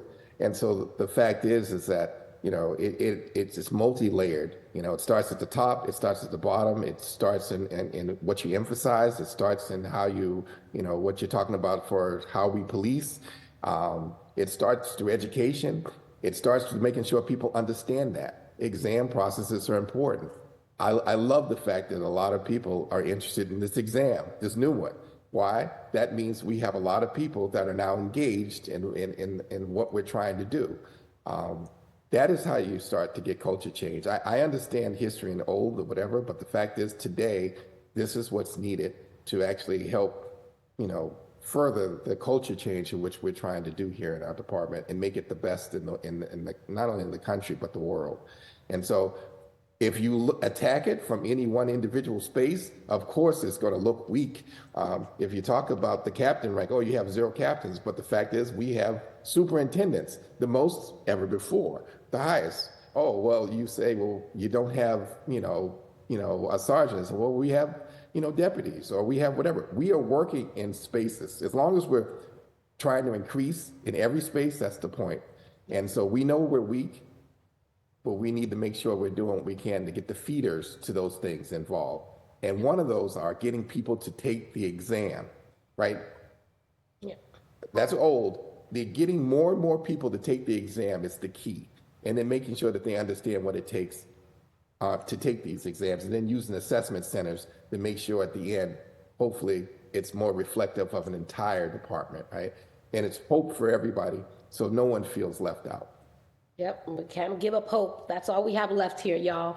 And I really do appreciate the time that you have offered us in this discussion. And as I mentioned to the BPS team, I'll mention to BPD that this is just one of many hearings. Will be staying in my committee. We'll continue to pick back up. My hope is that we can get to where we need to be. We still have an opportunity to right these wrongs, and I want to start with our we have one more panelist that's going to speak, and then we have folks who are signed up for public testimony. So Councilor Weber, unless you have any other questions from the commissioner, I'm going to move on to the public testimony piece. Yeah, thank you, Commissioner. Just, you're sitting on a test now. I think we've got, 225 officers of color took the sergeant's exam, and about 15 will have been promoted, up till now. So, you have jurisdiction over how this test is, administered now, and I know, and you have a chance to do something here that would make an impact for officers who took that test and did well, 89, 88. So thanks. I appreciate your time. Thank you. Thank you. Okay, so I'm gonna, Larry, I want to, you've been really patient and quietly there sitting, so I wanted to make sure that I give you an opportunity. Any last remarks before we transition to Oscar and the rest of our public testimony? Well, first, I want to thank you for this. I think, that unfortunately, not much as far as any optimism that things are going to change. And I think some people's perception of change, it may look good. Like, I've heard over every police commissioner prior to Commissioner Cox tout about their command staff being the most diverse. And that's, subjective. That's, depending on what glass you're looking at it from, the half empty, half full. But you don't get defeated. Like I said, the opportunity now is there.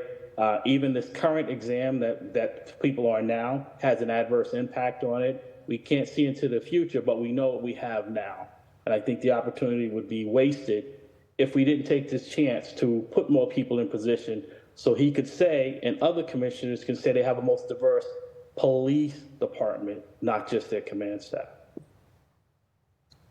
Thank you, Larry, for your leadership, your lifetime leadership in this space. And I think it's important to, Commissioner, people are hoping for a commitment, and if you can't commit to not taking, to not administering the test, I'm wondering if some folks want to know whether or not you have a commitment to every 2 years of doing. That's what you're trying to say? People, I just need some clarity around that. I believe that, exams should be way more often than what we've been doing in general. And so, and I'm committed to trying to make sure that happens.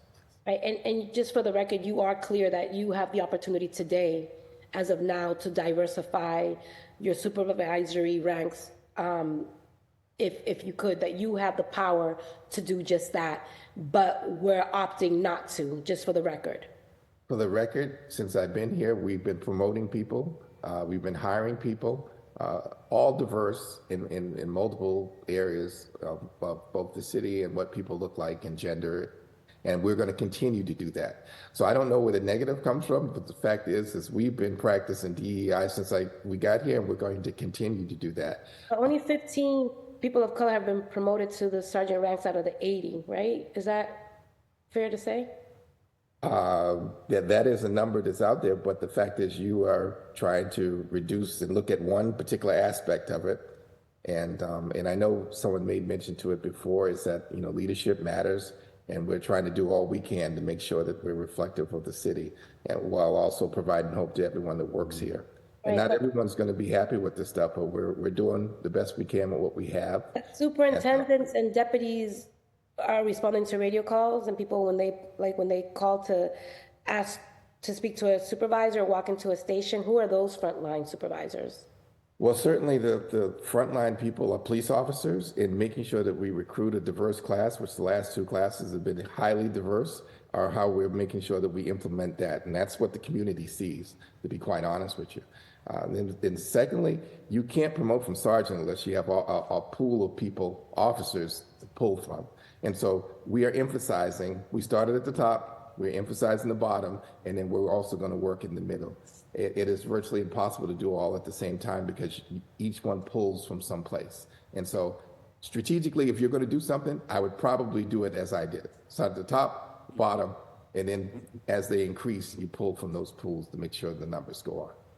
I hear you. This is not an old issue, but the fact is I'm totally committed to it. But we can only have one leader at a time. That's right? And I'm doing the best, I'm trying to do the best we can for what we have and the conditions that we are. And I hear all of these things, but the fact is that, we're trying to make this a hopeful place, but I also want to make it so people understand that there's a path to success and that they could be resilient and overcome almost anything.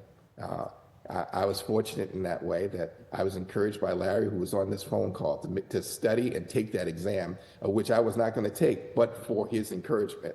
I did take it and I did pass it. I actually did well on it. And because there was an assessment, the oral, I did quite well on the oral exam. And the fact is I was, lucky and whatever that I had the mentorship of somebody like Larry Ellison who asked me and informed me that I should take it, and I took it. And then I did the studying and whatever I needed to actually, be promoted. And so we want to give people opportunities, and we're going to do that. And we're going to make sure the stuff that we need them to be good on this job is on that exam as well, so that we're all on the same page. All right, just for the record, we do have a 2 p.m. hearing, and I still need to do public testimony. So I'm going to end this portion of our hearing, and I'm going to move over to public testimony. And Oscar, you're going to have, I'm sorry to tell you, you're going to have, if you have 5 minutes, you're going to have 2. So you're going to have to condense, and then I'm going to go next to Shane. I'm going to move over to Anthony Ortiz, then followed by Mr. Calderon, then Octavia, Paul George, Rick, and Mojo. Okay, Oscar, so sorry I had you here forever, and I'm only giving you 2 minutes to speak because I have a hearing at 2 and we need to transition. Sorry, and thank you. No worries. Can you hear me? Okay. Good afternoon, members of the council, commissioner, and other members of the department. My name is Oscar Guerrero. I've been on the department now for 10 years. Proudly serving. I know we will have other opportunities to talk, so I'll kind of keep it brief. One of the things that I have spoken with Councilor Mejia about extensively are the barriers, for example, of IAD, internal affairs, for those that don't know what that is.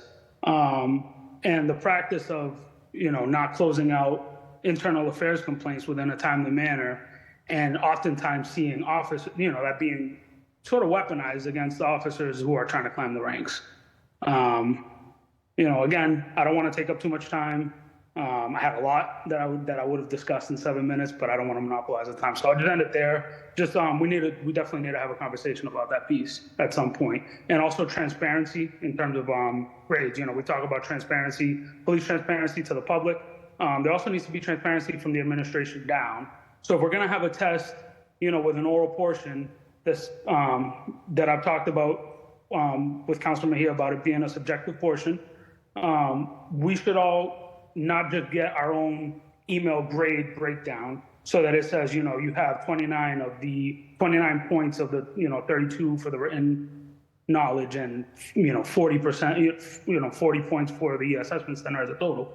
It should be a breakdown where everybody can see what everybody scored, because logically, if you don't know the rules and regs and you can't put it down on paper, then obviously you can't talk about it in person. So, we got to talk about these things. But that being said, I'll close out with that, and I'll let everybody else have a chance. Thank you so much for the opportunity.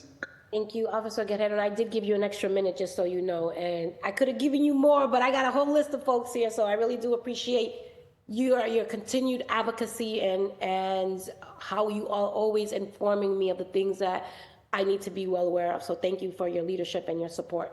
I'm gonna move on next to Anthony Ortiz. You now have 2 minutes and the floor, and thank you for your patience.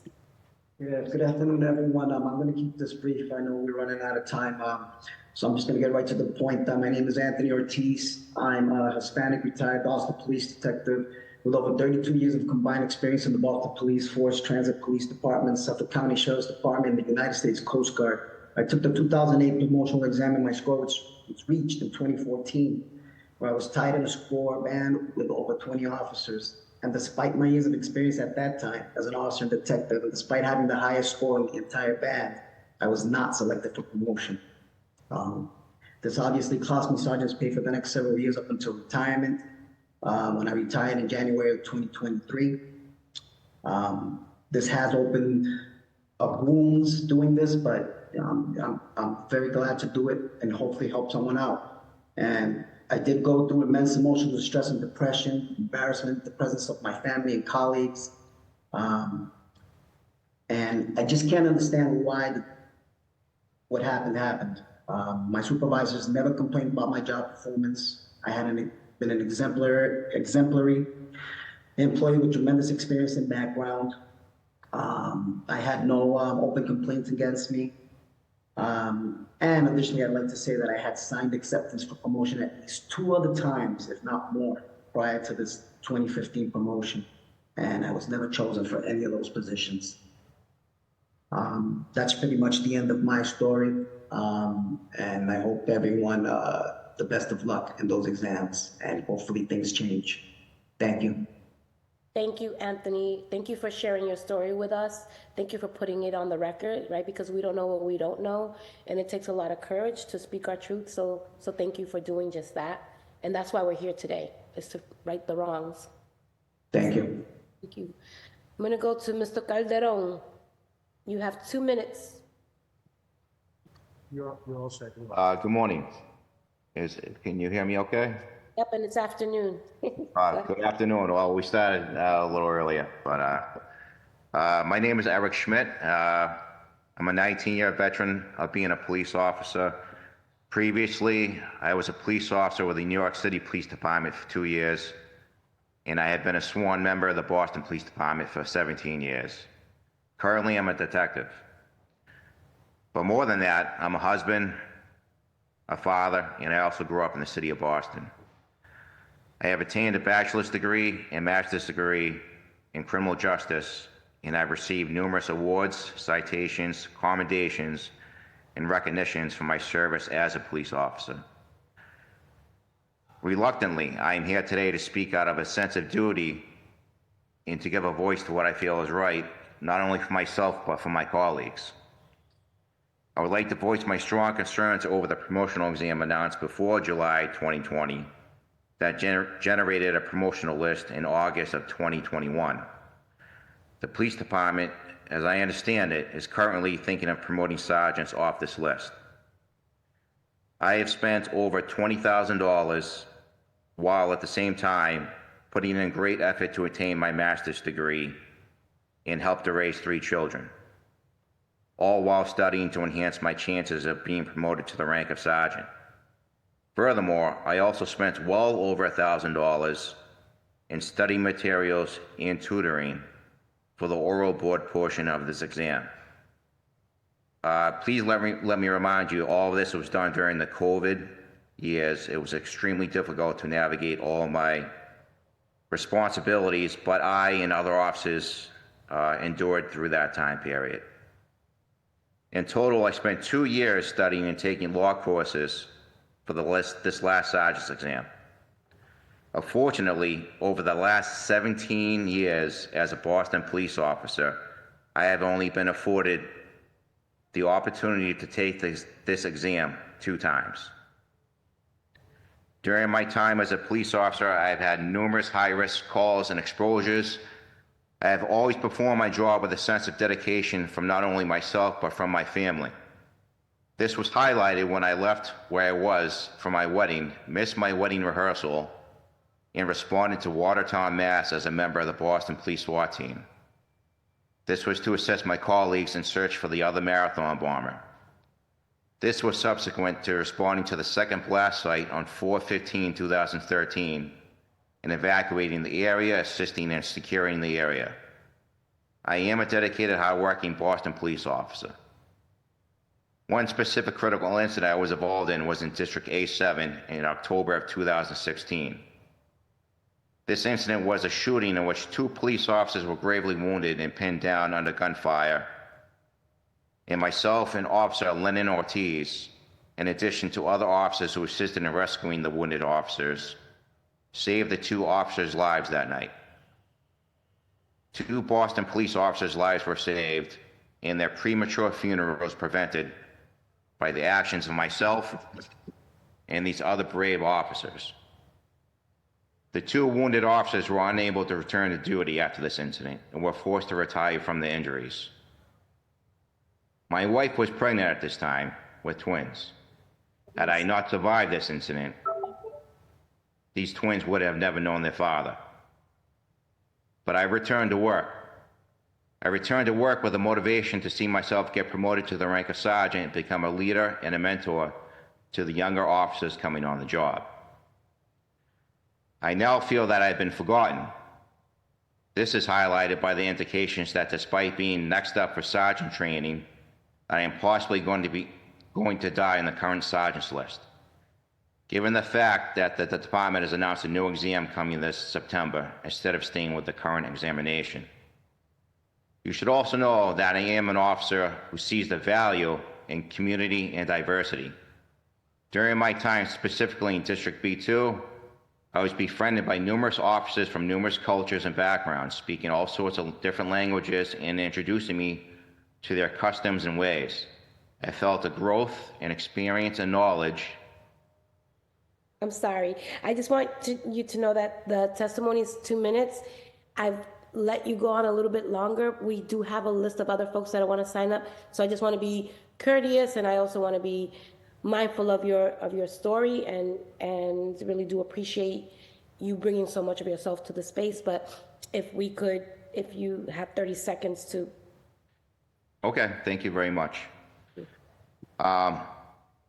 It is my hope that the conversations today will result in an examination staying in place and postponing any new exam for a short period of time.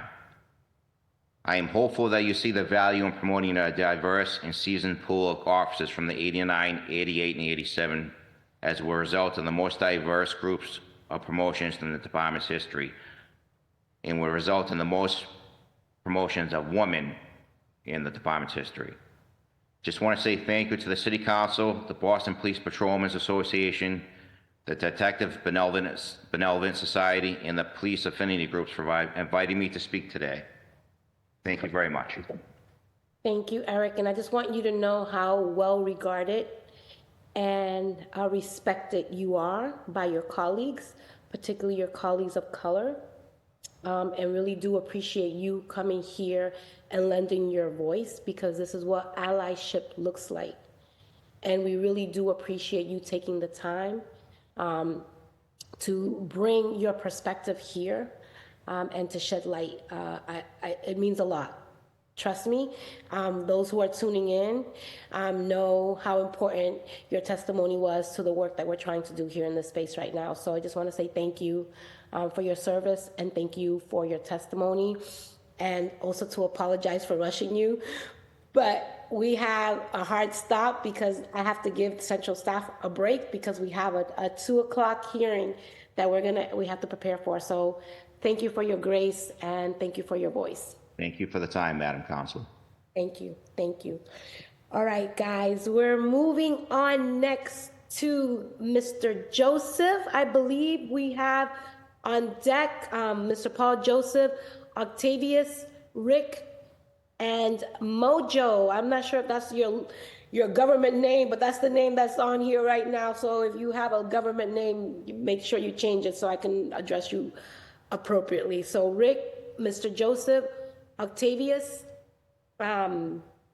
if we can let them in, that would be great. And again, fellas, we only have 2 minutes each, okay? And I know you have a lot to say, and trust me, we will be holding a second hearing so that we can have more time to unpack. Mr. Joseph, you now have the floor and 2 minutes.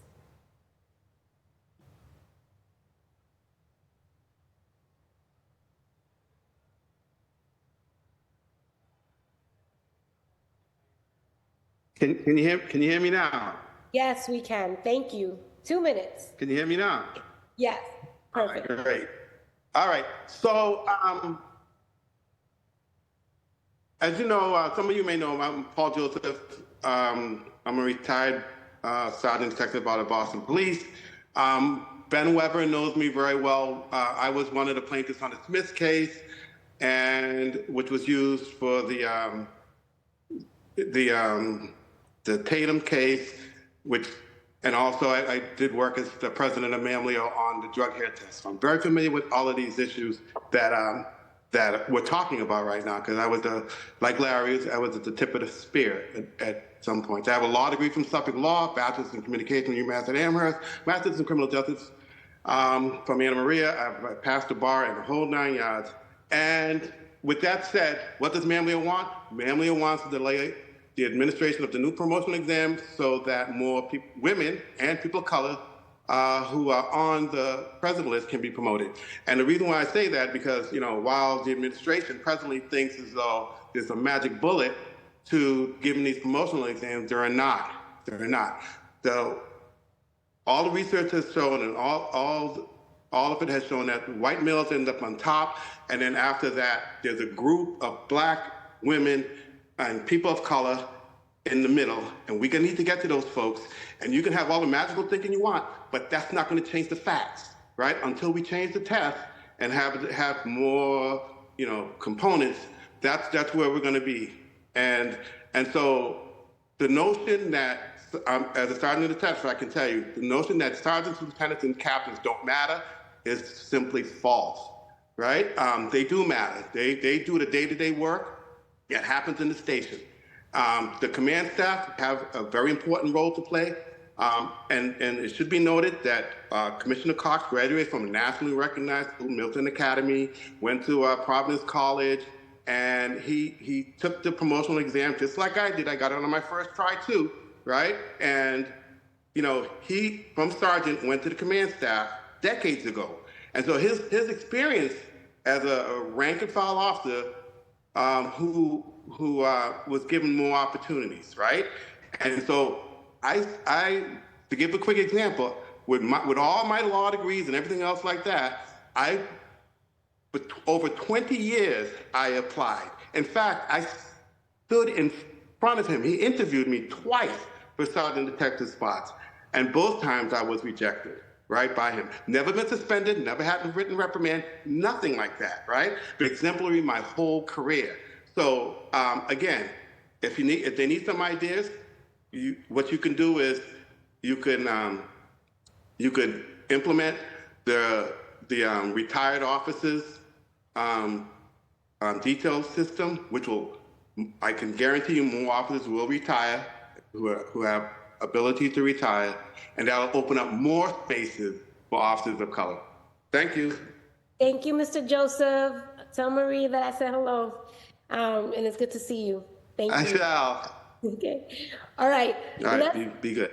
Thank you. Let's move on now to, I believe, Rick, and then Octavius, and then Mojo. Rick, if you are still with us.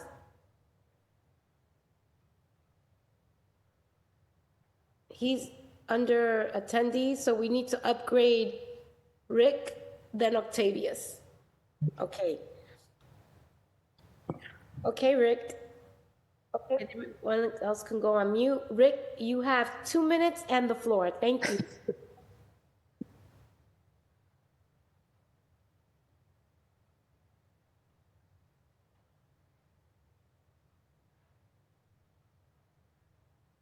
Rick, are you still with us? Okay. Hello? Yes, Rick, you have 2 minutes. Yes, ma'am. What I wanted to say is in 2015, I was actually in a group with Tony Ortiz, Sarah Dorsey, who was also mentioned in this meeting, and we didn't get promoted. We actually reached out to find out why. We actually got legal counsel. And one of the things that I got from a meeting that we were in was I was told that I didn't do a lot.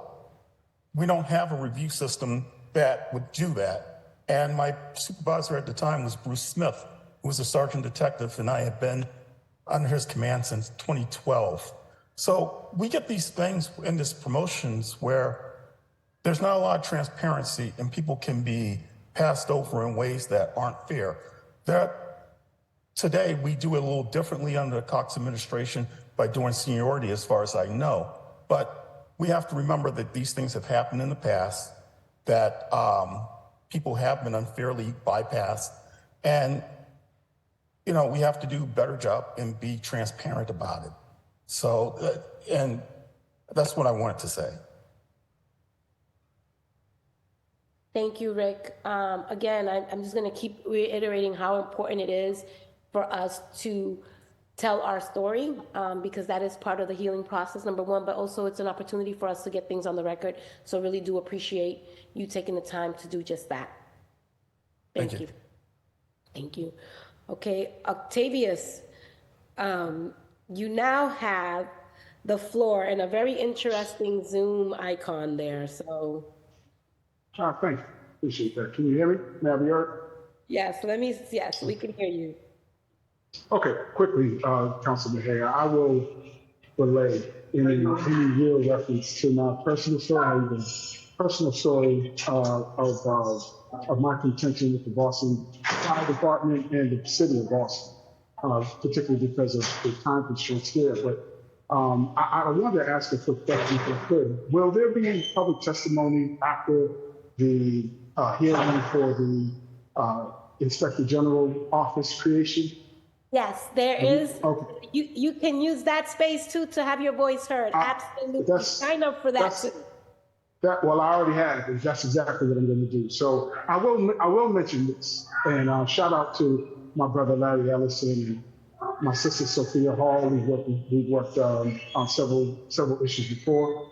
But really quickly, I'd like to acknowledge that there is a perfect a behavioral and cultural twin from the Boston Police Department and the Boston Fire Department. They're essentially twins as to how people act and all of the corruption and malfeasance that happens within those departments. And I think we really need to, and I've said this before for years, and it still hasn't really caught on, that people really need to kind of, even though there are some separation as in terms of how things manifest and how things are actuated, there are a lot more similarities. So you could kind of, almost kill two birds with one stone if you started to include the Boston Fire Department, particularly the Boston Society of Vulcans, and their input and their expertise and their testimonies within hearings like this. So, as I said, perfect behavioral and cultural twins between Boston Fire and Boston Police. So you may want to save some time back. But I'll hold on till after the next hearing and kind of revisit some of the things that I wasn't able to talk to this week. Thank you. Thank you. I do appreciate that. And just for the record, just so you know, we hosted, we actually have been working in partnership with the Vulcans and Jeff when we passed the Fair Chance Act, which really looked at nepotism and favoritism in promotional practices. Unfortunately, while we established the Fair Chance Act within the city of Boston, it only pertains to non-union workers. So there's still some work to do, Octavius, in that space.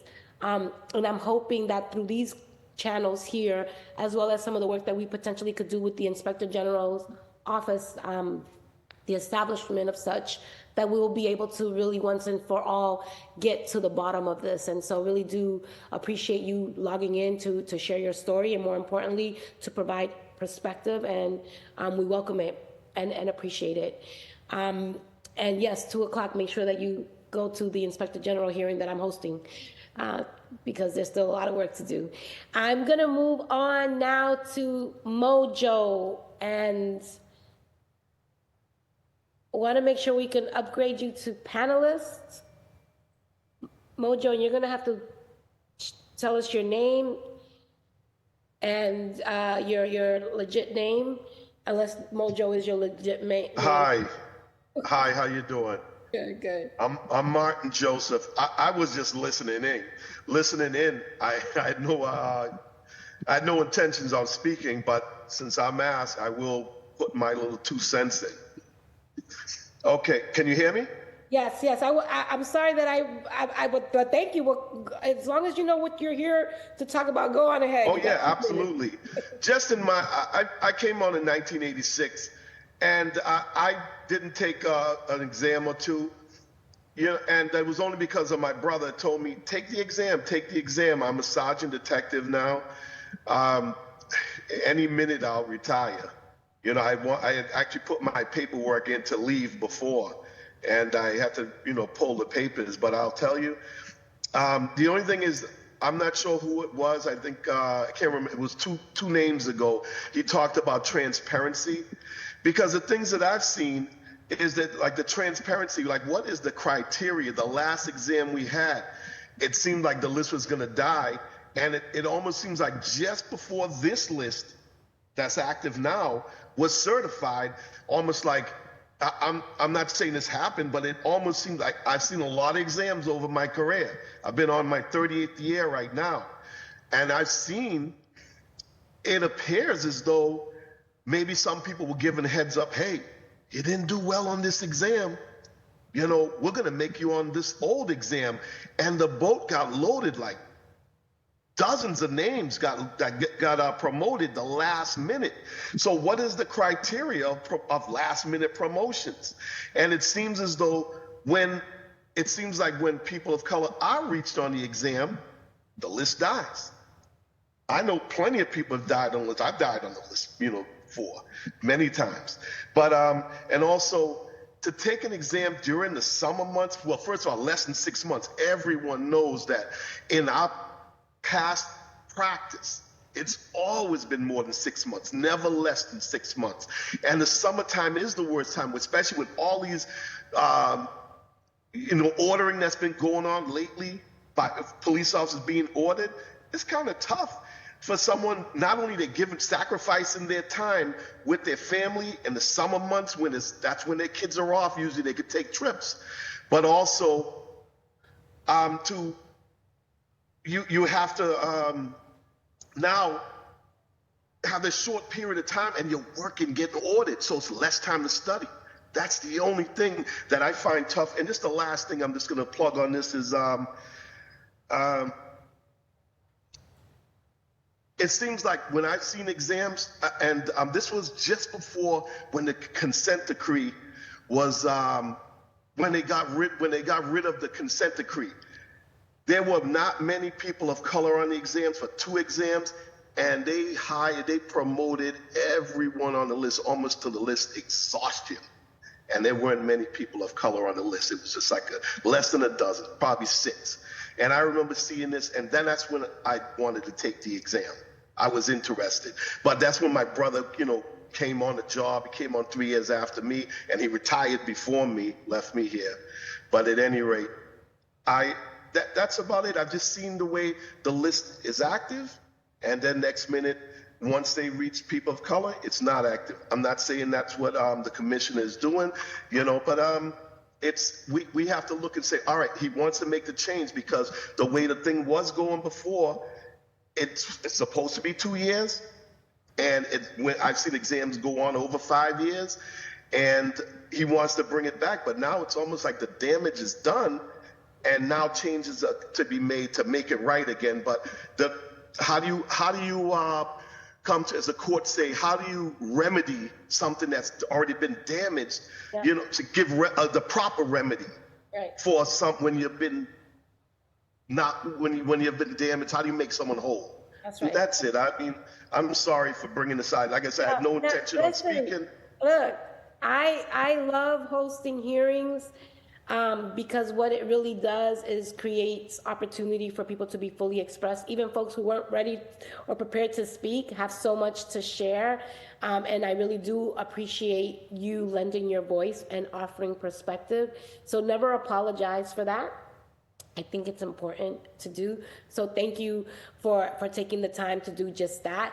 As for those who are still tuning in, I want to thank our public testimony. I want to thank the administration. I want to acknowledge that Commissioner Cox was not slated to be here, but he knew it was important to be here and to participate. So I just want to acknowledge him and his leadership for showing up. And it does not go unnoticed.